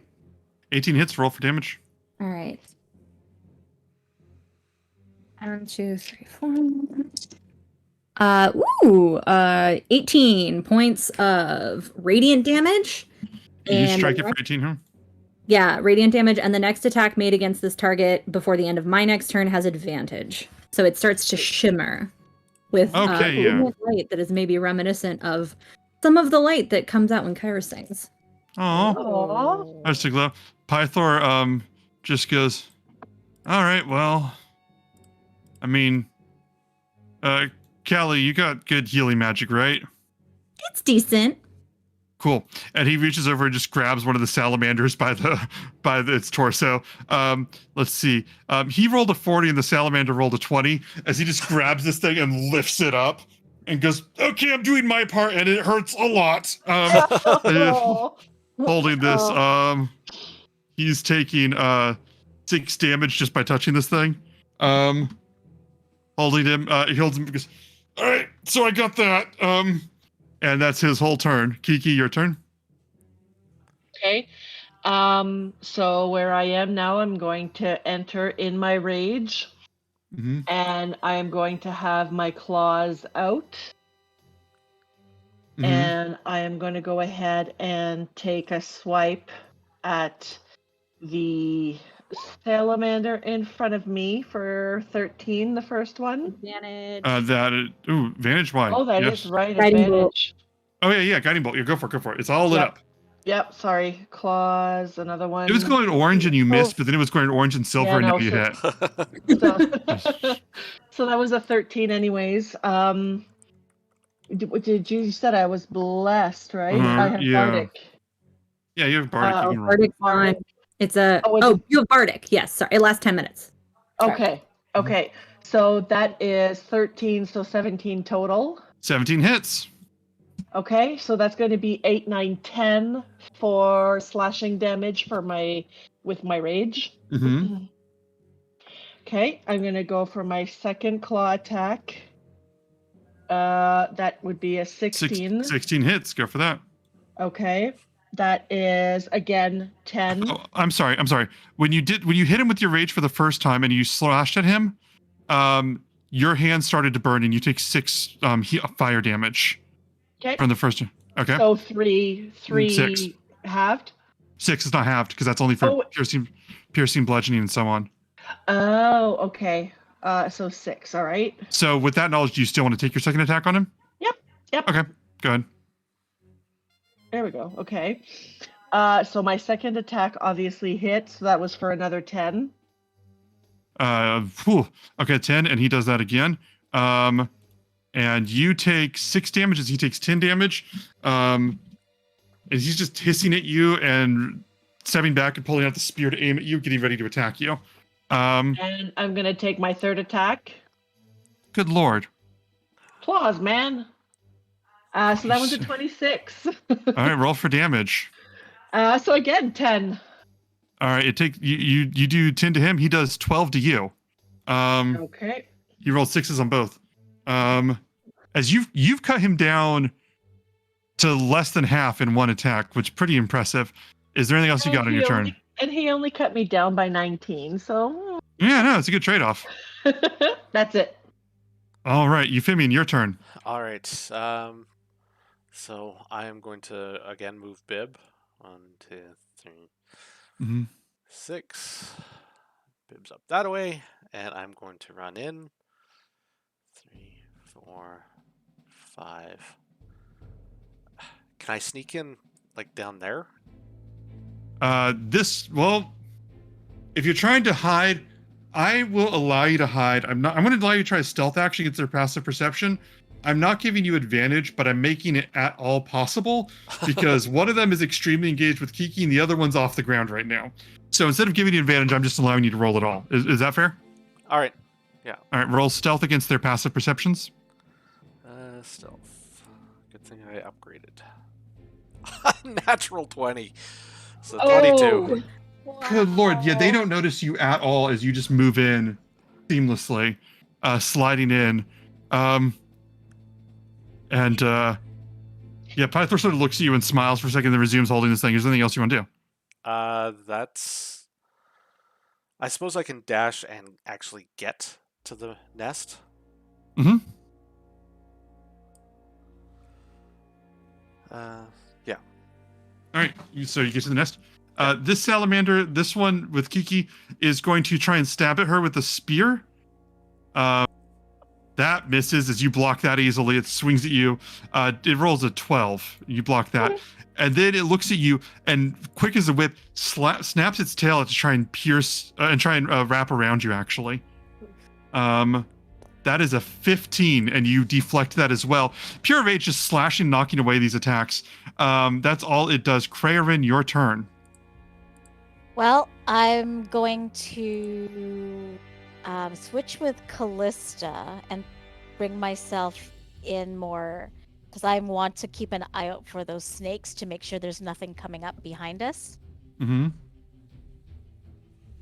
Okay. And be like, Callista, you gotta watch your back here, buddy. Sorry, I got distracted. Do I see anything coming up behind us? Let me see. Or... If you look behind us, you don't see anything coming up behind you right now. Here in the lower area right now, you guys moved really fast and they're not really noticing you just yet. Okay. So is there anything else you want to do right now? No, I think I'll just keep those fists up in case that something comes at us. All right, fair enough. Let me see 1 second. Okay. Did my music stop? Nope, it's going. Yep. Oh, that's weird. Okay, here, let me fix it. It stopped working right for me. I'm gonna I had to reset it for mine. The salamander that Pythor lifted up still has its spear and tries to drive it into Pythor's shoulder from above. It actually, what's up? I moved myself. Sorry. You're good. It actually succeeds. What was it? It actually succeeds and drives the spear into him, and Pythor cries out in shock and pain when it hits him and does 13 points of damage, including fire and piercing damage. Let me see. Let me see 1 second.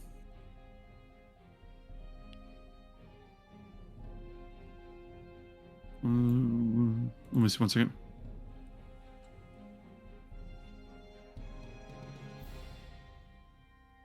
I'm struggling with something right now in my notes.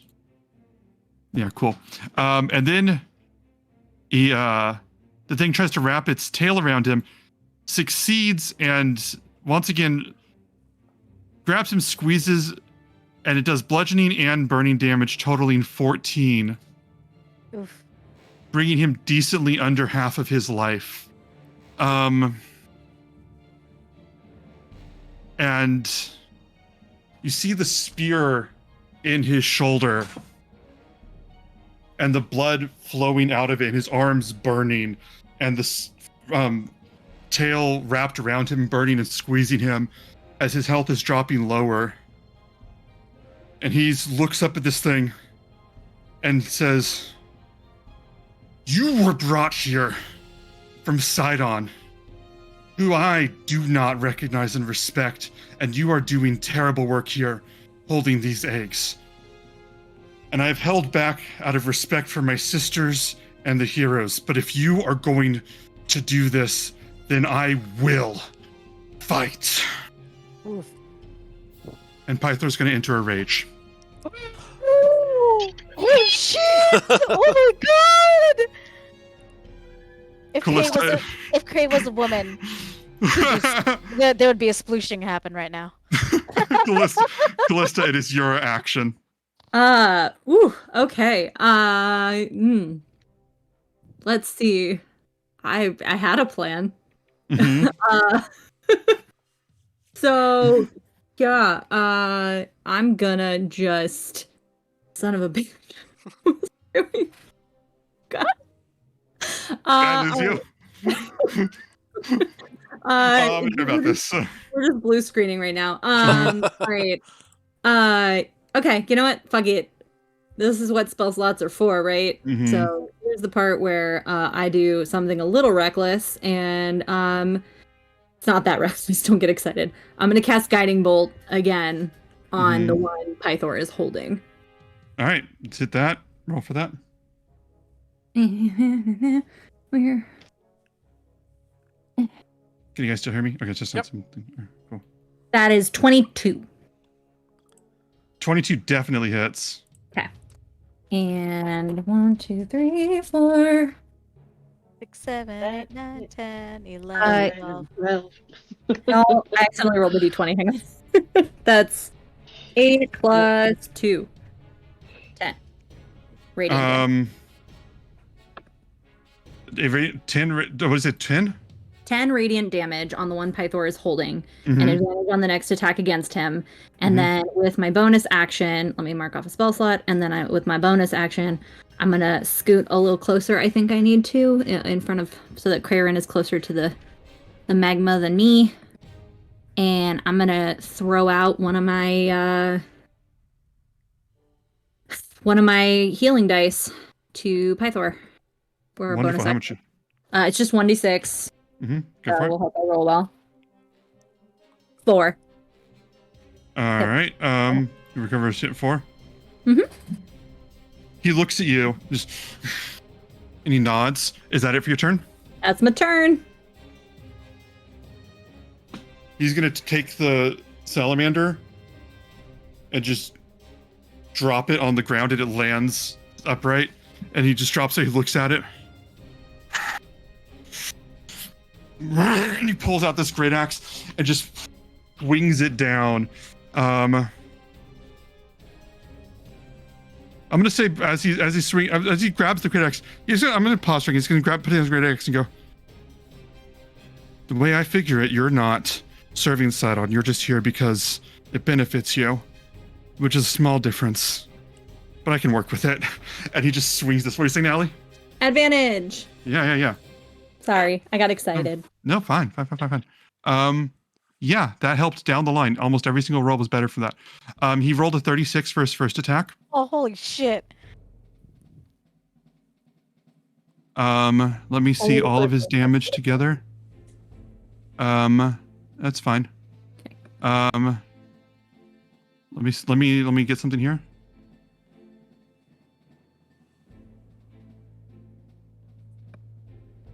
Yeah. So he takes this and he says, but I think I can work with that. And he takes this and he takes the axe, slams it against the salamander, knocks it to the side. Salamander begins to like stagger to the side. He immediately moves over, takes the great axe, slams it on the left where it's fallen into, and knocks it back in the other direction. Spins the axe, swings it, and slams it down, smashing it into the ground. He landed with 3 attacks. That's your daddy. All 3 of them combined did a total of 80 damage. Holy shit! Whoa. That's my daddy. Oh. I think Callista's getting hot. Like, It's how the many volcano, okay? oh my god! Even Cray is like all up in that. If we hear the fates at any point soon, just tell me because I'll have to start running. I'll just reach back and grab Cray's arm. Like, did you see that? But I will admit that yes, I did. I will admit that I did miss that. Kiki, it is your action. Okay. So as a bonus action, I'm going to drop my rage. I'm going to just move a little bit over here. Mm-hmm. And is that one still guiding bolted as well? I don't assume so. Yeah, right? yeah. Oh, it is? It is. Oh, that's okay. No, it's not. one time. That's That's the one time. Yeah. Mm-hmm. Yeah, it's used. Okay, so I'm going to pull out my axe and then I'm going to take a swing at this one here. So for 27. Mm-hmm. Yeah, that hits. And that is 13 slashing damage to the salamander. Slash chop into that wonderfully. Okay. And then I'm going to try to do it again. Mm-hmm. That is a natural 1 for a 9. It lashes out at you, causing you to miss. Oh, you're going to use your reaction there, Allie? Yeah. Seems rude. Go on. Man, this whole trip I've had 3 verses and they're all not once. I'm embarrassed after what Dad just did, and now I'm like. Because that was a good first attack, but you got to anticipate when they're going to swing back. You got to attack to the attack they haven't done yet. You got this. Get in there. Is there anything else you want to do on your turn? No, that's it. All right. Well, this is our last round, and then we're closing out. Euphemian, what you got? I'm going to grab the egg. Mm-hmm. I'm going to grab Kiki. My eyes will go white as I transfer my consciousness over to Bib. I'm going to cast Thunderstep on myself, and I'm going to teleport 90 feet away. Wonderful. And I'm going to change my damage type to cold for this. And it's a con save, right? It is a con save, yes. And how much damage does it do? 3d10. Give me a All right, second. roll that. Roll that up for you. Mm-hmm. Ooh, that is not good. That is 9. Ooh. Okay, so For 3d10? You do 9 damage to it because it did half and then was doubled. Because it's vulnerable to cold. As you guys warp over there, since you guys got away and we're at the end of the session, if you guys will indulge me to fast forwarding after this, because I don't really think there's much things that I can meaningfully do. You guys warp away. Callista and Cray, do you guys want to do anything before you leave? Because you guys sort of have the last rights on that. You're muted. I'm slow, so unless someone wants to carry me, I will just get started going. Okay. I'm gonna help her up. I'm just gonna help her out and just make sure that Pythor, come on, let's go. And then just with my 150 feet dash, spirit of the wind. Whatever, step of the wind. Step of the wind. You I'll leave. try to. I try to help Callista go away. You leave, and Pythor sort of looks up at the sky and goes, and it's almost like a cutscene because you guys aren't there. He goes, huh. Yeah, I guess if they're not actually allied to Sidon, they're not part of this war. Hey, buddy.